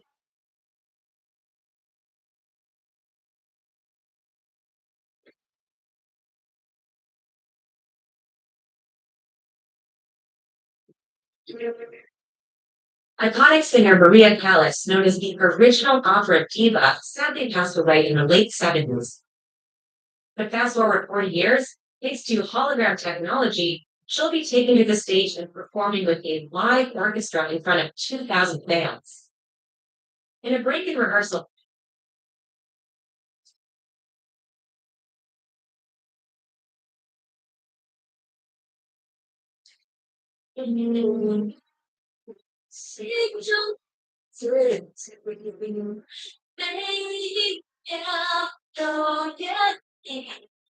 Hong Kong singer Coco Lee has died. She was 48 years old. In a statement shared by Coco's sisters on the Facebook page, the musician died by suicide. It will be a Coco.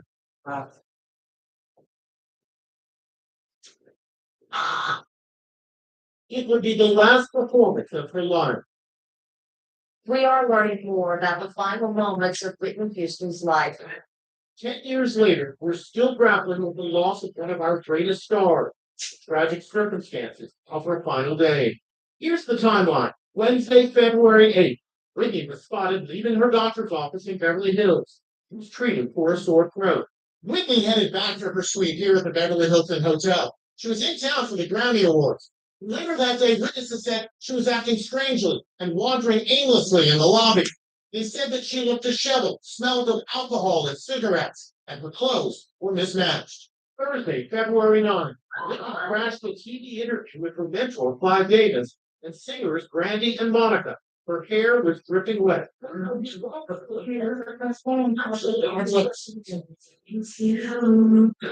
that night, Whitney surprised everyone by joining singer Kelly Price on stage at a free Grammy party.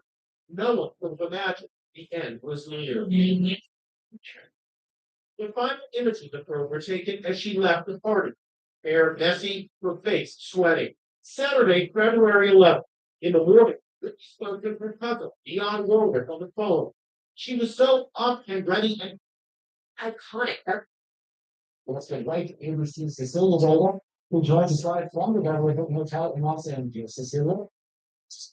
Yes, good morning, George. It happened here at 3:43 yesterday afternoon when a member of Houston's entourage located her body inside this hotel. So far, police and the coroner are refusing to offer details about what may have caused the tragic death.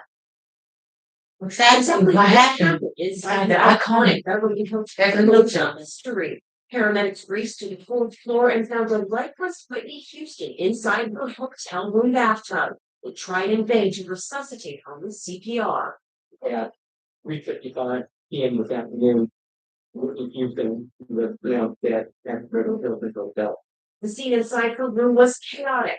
ABC has learned it appears members of Houston's entourage found her unresponsive body and called hotel security. But just about a half hour earlier, Houston's mother, Sissy, reportedly spoke to her daughter and said nothing was out of the ordinary. Houston's cousin, Dionne Warwick, also reportedly spoke to her over the phone earlier in the day and said everything seemed fine. Houston was staying at the hotel to attend music industry executive Clive Davis's annual pre-Grammy Bash. It is the same event where she was introduced to the record industry nearly 3 decades ago. Hours after her death, the party still went on.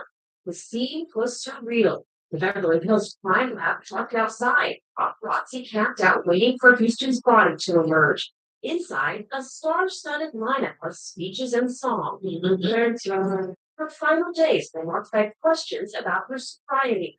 Houston's stay at Beverly Hilton involved heavy partying, according to news reports, and then early Friday morning, what would be for Houston's final performance.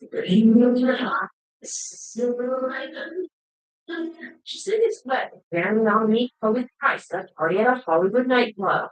Houston was there with her daughter having a good time.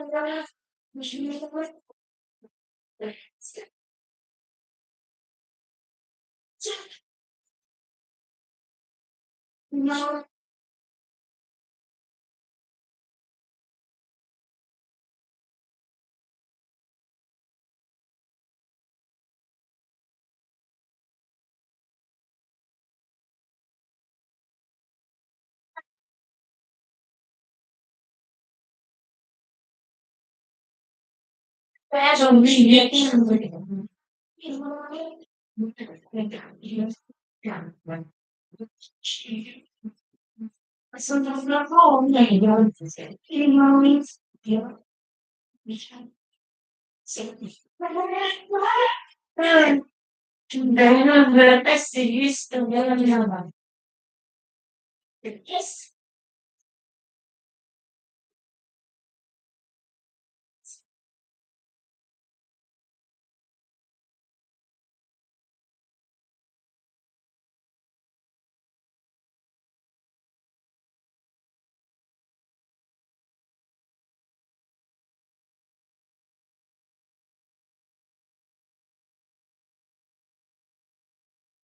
That marking it, that's coach. I got to use grammar and having a time.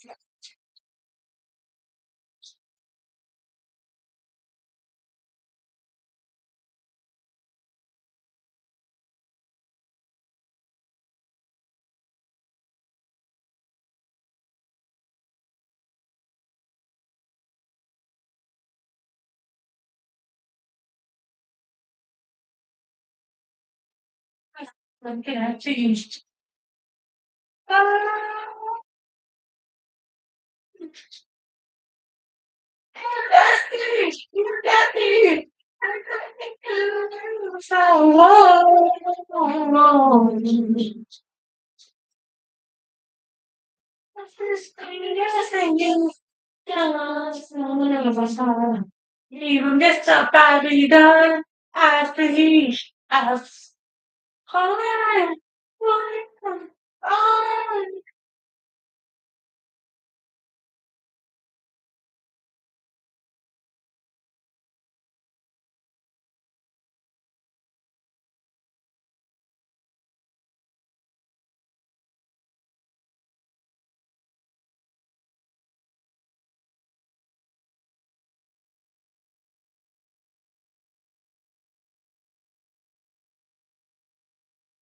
There are disturbing new allegations today about the death of Whitney Houston's daughter, Bonnie Christina. I want the world to know that Bobby Christina Did not die.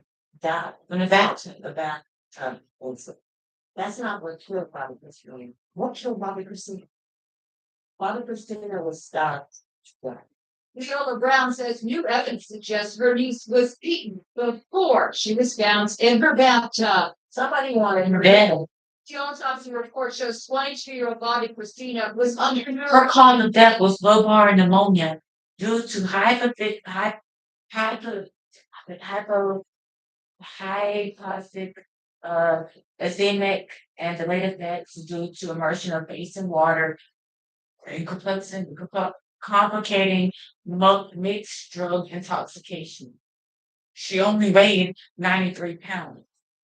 only 93 pounds. She was also missing two teeth. They may have been knocked out. There were other mysterious bruises on her head, arms, and thighs. Philip Brown says she blames Bobby Christina's boyfriend, Nick Gordon. This is a young man who swears to God that he loves my niece. But yet you drag her up the steps, you pull her by her hair. You pull her by her hair and you punch her in the face and you knock two of her teeth out her mouth. On the Dr. Phil show, Nick Gordon denies any wrongdoing. He blames Bobby Christina's father, Bobby Brown, for her abuse of drugs. What are you sure about it, John? Delusional. He hurt his own daughter, not me.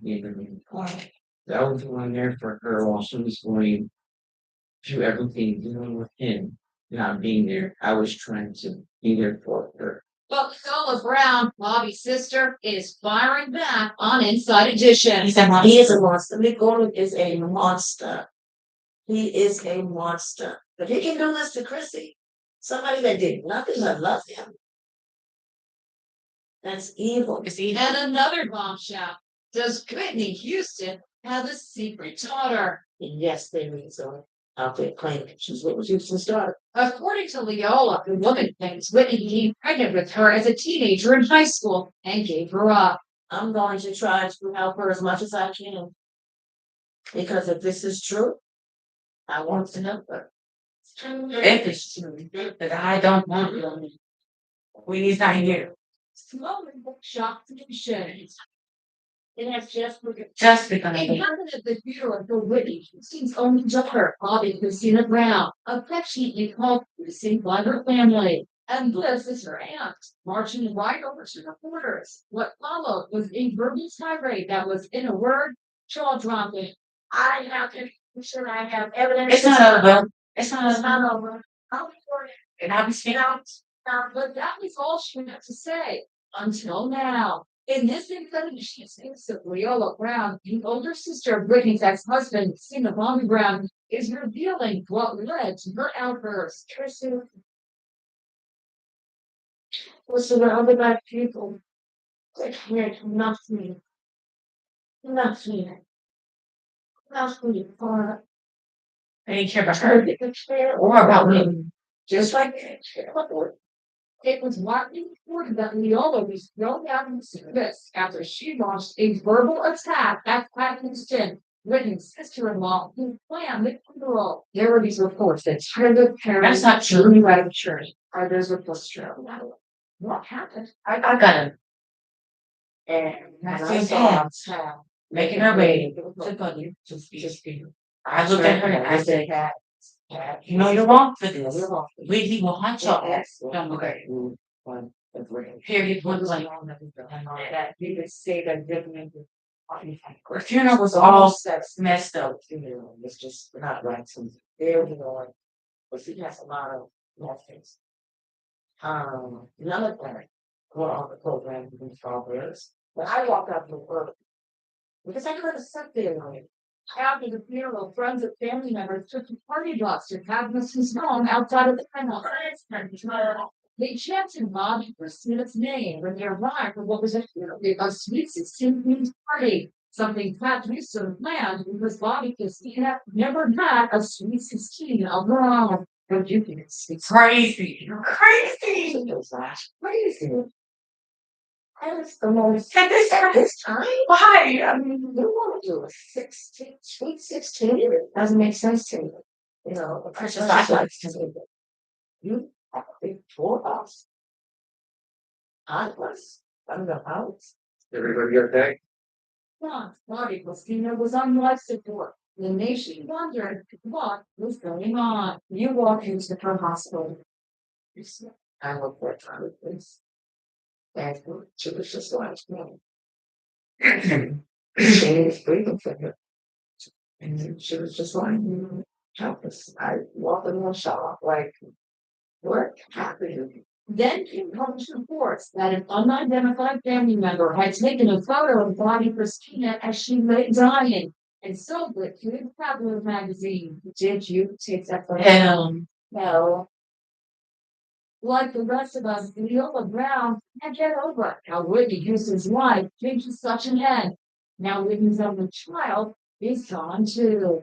At some point, we have to wake up and realize that this thing is just too close.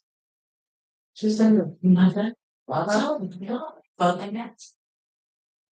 Open that. Something very, very wrong. That picture.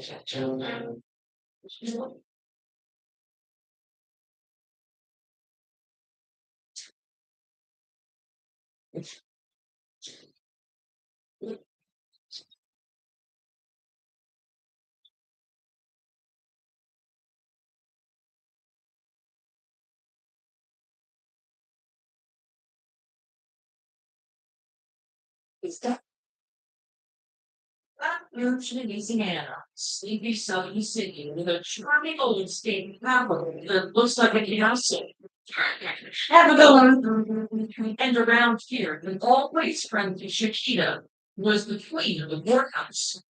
How was she viewed as a warrior? Well, we probably out of the world on middle from Scotland. Janita Tate says her little sister Chiquita is a feisty force to be reckoned with. What was her personality like? Wow. Suddenly, this from the sky. Was worshiping over the which was own. Chiquita was the hope for a family without a father and a mother who checked out. My mother was and her father used to tell her that she would be growing up with her mouth. You gotta be a lawyer.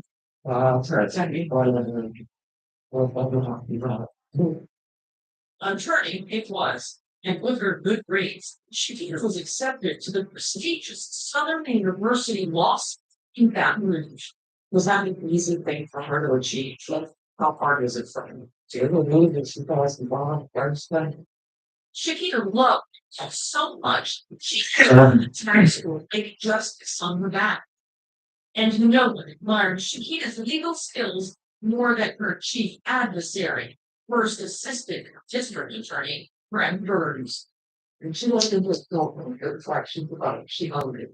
You could hear her. She was quick as that, the two was walking in. I heard all the features, we got aggressive. The one was strong. It seems no one could see Shakita until a chance encounter on the throne smiling guy in Mercedes. Probably go get it over here, and I do put my turtle. She hurts the mouth. Yeah, because I knew it. Was one of the first sights when we flew over this night. That was the perfect time for Greg Harris was that perfect guy, and money wasn't a problem. He was a successful construction worker, and Shakira was flush with cash from a big case. She was what? And Janita says it didn't take long until they walked down the aisle. What do you say? Tell me. We started to go to the her sister had some form of apprehension. Where was she happy with it? Was she in love with it? No. And I guess, well, I guess it was. Not exactly bringing endorsement from the big sister who saw Shakita every day. Janita worked as her legal secretary and met some of her shady defendants. You knew all the cases, right? She was not afraid of the shots. Right. She's kind of, I mean, she had some who was tough. She was tough, she was tough. But some of the clients in the spy among those, and they let us evidence and elements out there from gangs and labor and them coming out with the map of how those everything. Clients like Donato bunch of sad suits and fat suits. He and his brother Derek were accused of beating and She likes with the live stream, guys. Thank you guys so much for that. She stays with the friend who grew out when she grew. he got out all right. State ultimately dropped charges against the two parties. And something strange happened. They were up to go to trial. One of the main witnesses in that crime turned up leader. For the two parts responsible, they've never been charged in connection with that killing. Shakita was working on their case when our WAFB caught up with her outside courthouse. That seems to me that he was very careful in getting the S. That evening, Shakita was working late preparing briefs. She called Danita, who's home sick. She was like, I don't think I could be the mayor anymore. I'm like, girl, whatever, wow. And I don't know. It's a little. She always say that lately, you know, that time. And then she'll say, we decided this was going to work it for it. The marriage was apparently working well enough for Shakita to ask Greg to come downtown and drink her dinner. While he was there, he started assisting her with shebacking her shells. That she was doing some upgrades. During some point, one of her clients arrived to bring somebody for a case. The husband was downstairs, dropped the door open, went outside, got the client, and went back upstairs to give it to his wife. At some point, he told her he was tired. She said, "Well, they've just gone home. I got this option." She said, never make it home. The next time she could leave her office would be in a body room. The sun comes up over the mighty Mississippi that twinge. Prosecutor Burns is driving to work and hears the horrifying news on the radio. A bloody murder in a downtown law campus. So I found out with Riggs that an attorney had been killed. And I'm sorry, okay, I have to call out. Fall back to my office and said, are they still in the city? And rushes to the crime scene, and with one glance at the office building, she knows in her heart it was Shakita Twins.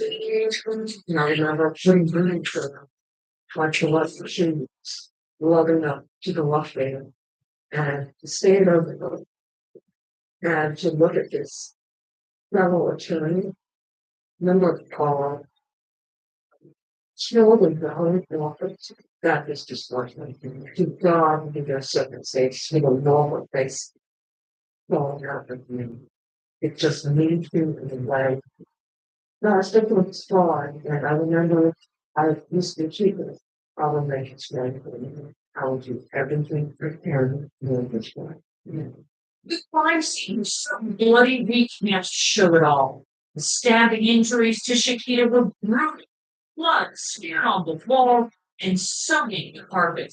But strangely, no blood was found in the hallway or the elevator. Based on what you saw and the violence that you saw that was committed in that room, did it seem like this was a very personal? Absolutely. She was stabbed. Yes. And stabbing as opposed to a gunshot is a very personal, a very hands-on, literal type of kill. This was not actually been stabbed 3 or 4 times. There were over 20 mates in the body. Her face was cut repeatedly as if to disfigure her intention. Say, okay, you think you're so good, you think you're beautiful, you think you're better than I am. Let me show you. Detectives immediately noticed shocking blue in Shakita's hand, a clump of hair. With this loaded, basically, with her fingers in a very odd way because had she been fighting and pulled the hair out of somebody's hands, first of all, you're fighting with a human or even a man, and you take 91 strands of hair out of their hand. It was really stupid after the killing to him back. I've been fighting with somebody and they did my hair. That's what I'm going to say with you. Shakita's sister Danita says her brother-in-law Greg frantically called her twice in the middle of the night when Chiquita didn't come back home after working late. Is your sister the one? I said, what? He said, if your sister died, I said, well, why did she be here this time in the morning? And when I called her, she didn't answer me. She didn't call me back. And he said, what's wrong? When Janita arrives at the office, she sees the yellow crime scene tape surrounding the building and learns before I saw it there really fast. I got the sound closed the door, lights open. So I was we moved the eyes on the hood and say she did it. I started going out. I went to my brother in the racing, and I saw both of the vehicle flying. He was his yellow. So you're as it turns out, Greg is the one who called 911 after Shakita didn't come home from a late night at the office. Yeah, now it's been as a portfolio of sponsors the money is like this now. It's a sport. It's in our sponsor came down. Greg was the first to arrive that morning. Now, both Greg's Mercedes and Shakita's Hummer are surpassed on police tape.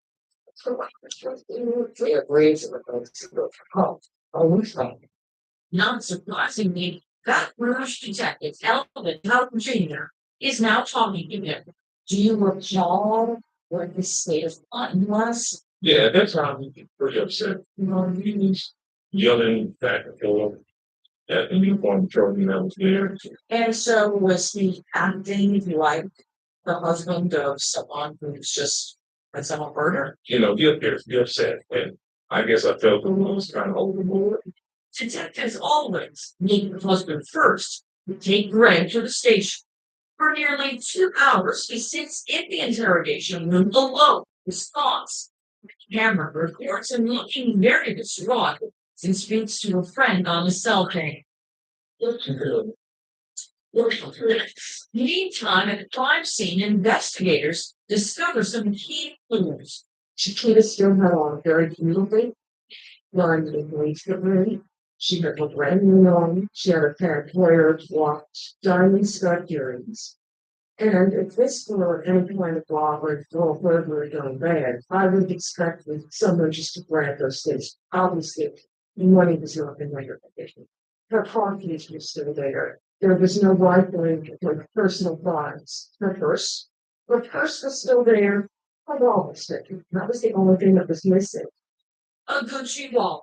Almost instantly, it turns up on one of the rough streets of Baton Rouge. A person called to the police department said, "Officer, can you take your wallet?" Right, you're right. Further involved was a musician from his detail. And the wallet still had Shakira's credit cards inside. The wallet confirmed at about 10 o'clock that evening. In a very bad area, very under area, in the middle of the road, where somebody I would expect coming to put headlights on at that alley would see the wall with nerves. That's the same area of town where the Dumart brothers hung out, Chiquita's clients. The waiting for no. One of them was incarcerated and another the Dumart brothers were the first case that was coming up and Leolah. That's her. Why would you go to hurt someone who was fighting some foreign or behavior? They wanted her to continue the cops to the Dumarts. They rule out any others, clients, and they rule out robberies. Investigators believe whoever took Shakita planted the wallet as truth. Usually the wallet was 2 hours. Or just absolutely placed. Absolutely placed in that area of town. That incident that was included. The train Shakita taking was a bloodbath. Whoever killed the victim had a personal connection. It was a personal thing. It's everywhere. How could you say? All because of the multiple stabbings. cuts. I mean, if you're trying to kill something like your mouth or take something from them, you're just going to kill them and you're going to know about the business. This killing was the older killing. Um, there were stab wounds and injuries from the victim's body that were not necessarily that occurred after death. And this was personal. Prosecutor Burns greatly admired Shakira's legal skills. I've heard all this in here story. You're aggressive.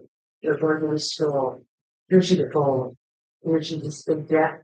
She had socks on. As many of us used to do, they walking in the hall with it for hours. In Shakira's bloody office, detectives find a mysterious clue left behind. Shakira closely clutching what may be long strands of the killer's hair. Her hair was not balled up, as if she could find the fluid, exactly the way it should be closed. And there was one item missing, Shakira's Gucci wallet. But within hours of her murder, the Good Samaritan just happened to find the wallet lying in the rubble, filled with credit cards. Unfortunately for the killer, someone's got out, picked up that wallet, and several people in the car. And one of the people said, the credit card was stolen into the mall on Sunday. Turns out the woman who found it ironically knew Shakira. She quickly turned it over to police. But something about the tossed wallet piqued cops' interest. Was it a brand lunch designed to throw them off the trail? Because if you pick up a wallet in a murder, start using those credit wallets. And we could look, children with you trying to have it right there and somebody might have to keep the car themselves. But who was behind such a sinister plan? Just as the question surfaces, cops get a call. A tipster claiming Shakira was involved in a love triangle. So that, And it looks back her family. at least on the page to tell us that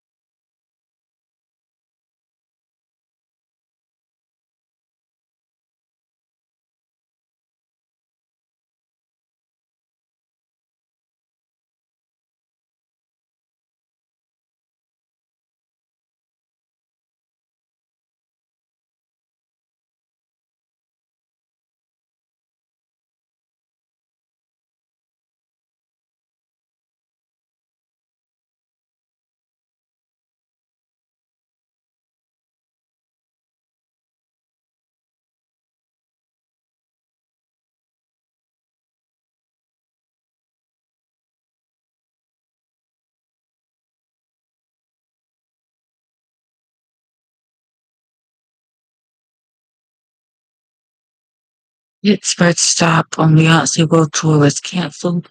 That's in Pennsylvania.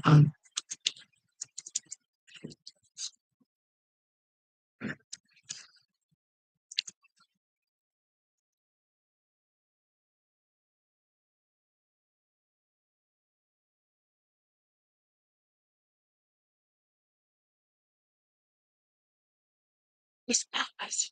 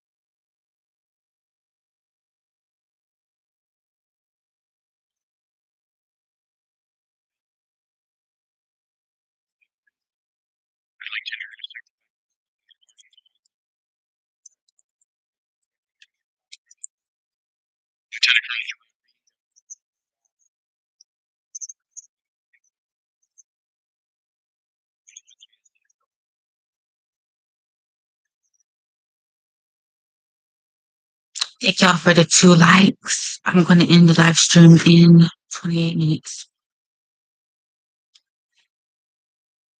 I'm gonna just make it even 30 minutes.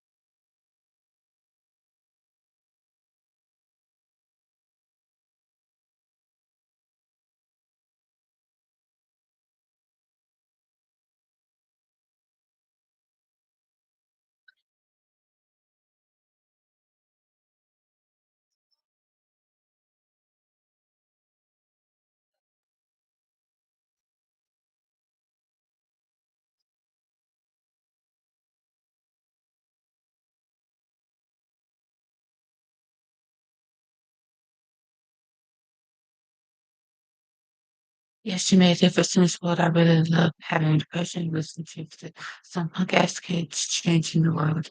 Mhm.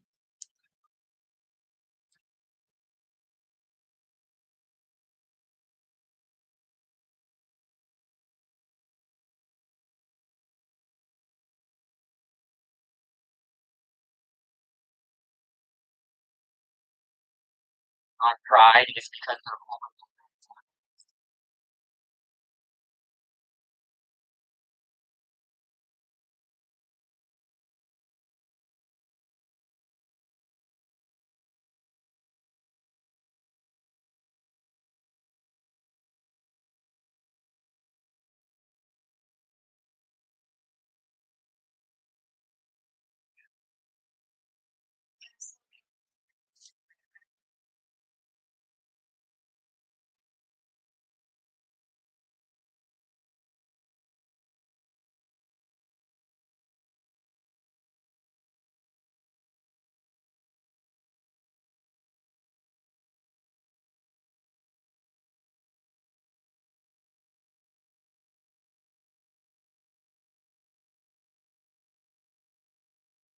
it's 9 years ago today, Selena performed at the 4th of July Fiesta 94 at the Fun Fact.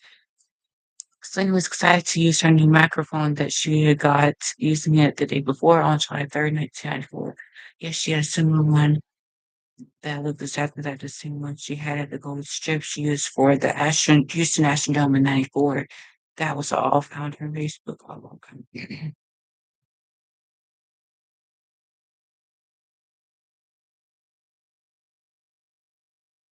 I think I got 9 likes on that one.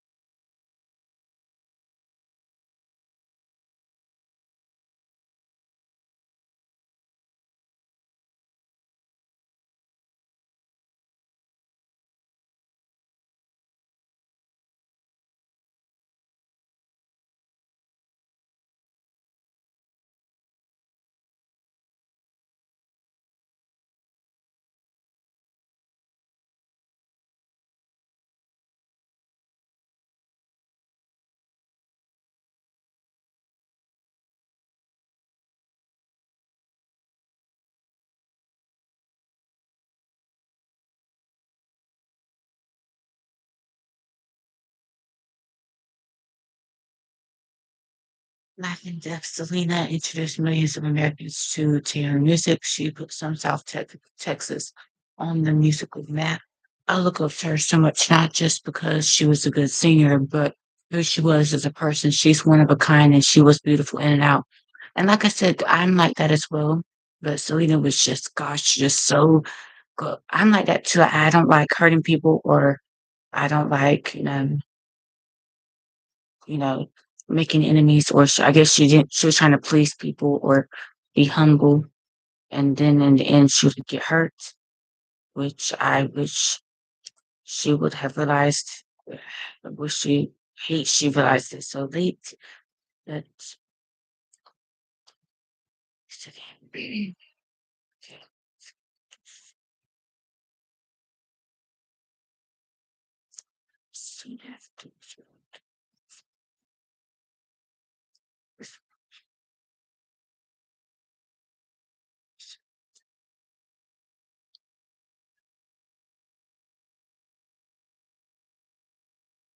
12 years ago, I wrote a book about Selena's enduring legacy called Selena Latin Latinos and the Performance of Memory. And in the process, I discovered how Selena and Latinos were transformed with what I came to call Selena Death and the vibrant and dynamic afterlife of this tremendously talented and charismatic performer who was murdered in 1995. In the years since, Selena's legacy has become one of even more profound than I even could have anticipated. With the 28 years after her tragic death. Gosh, God.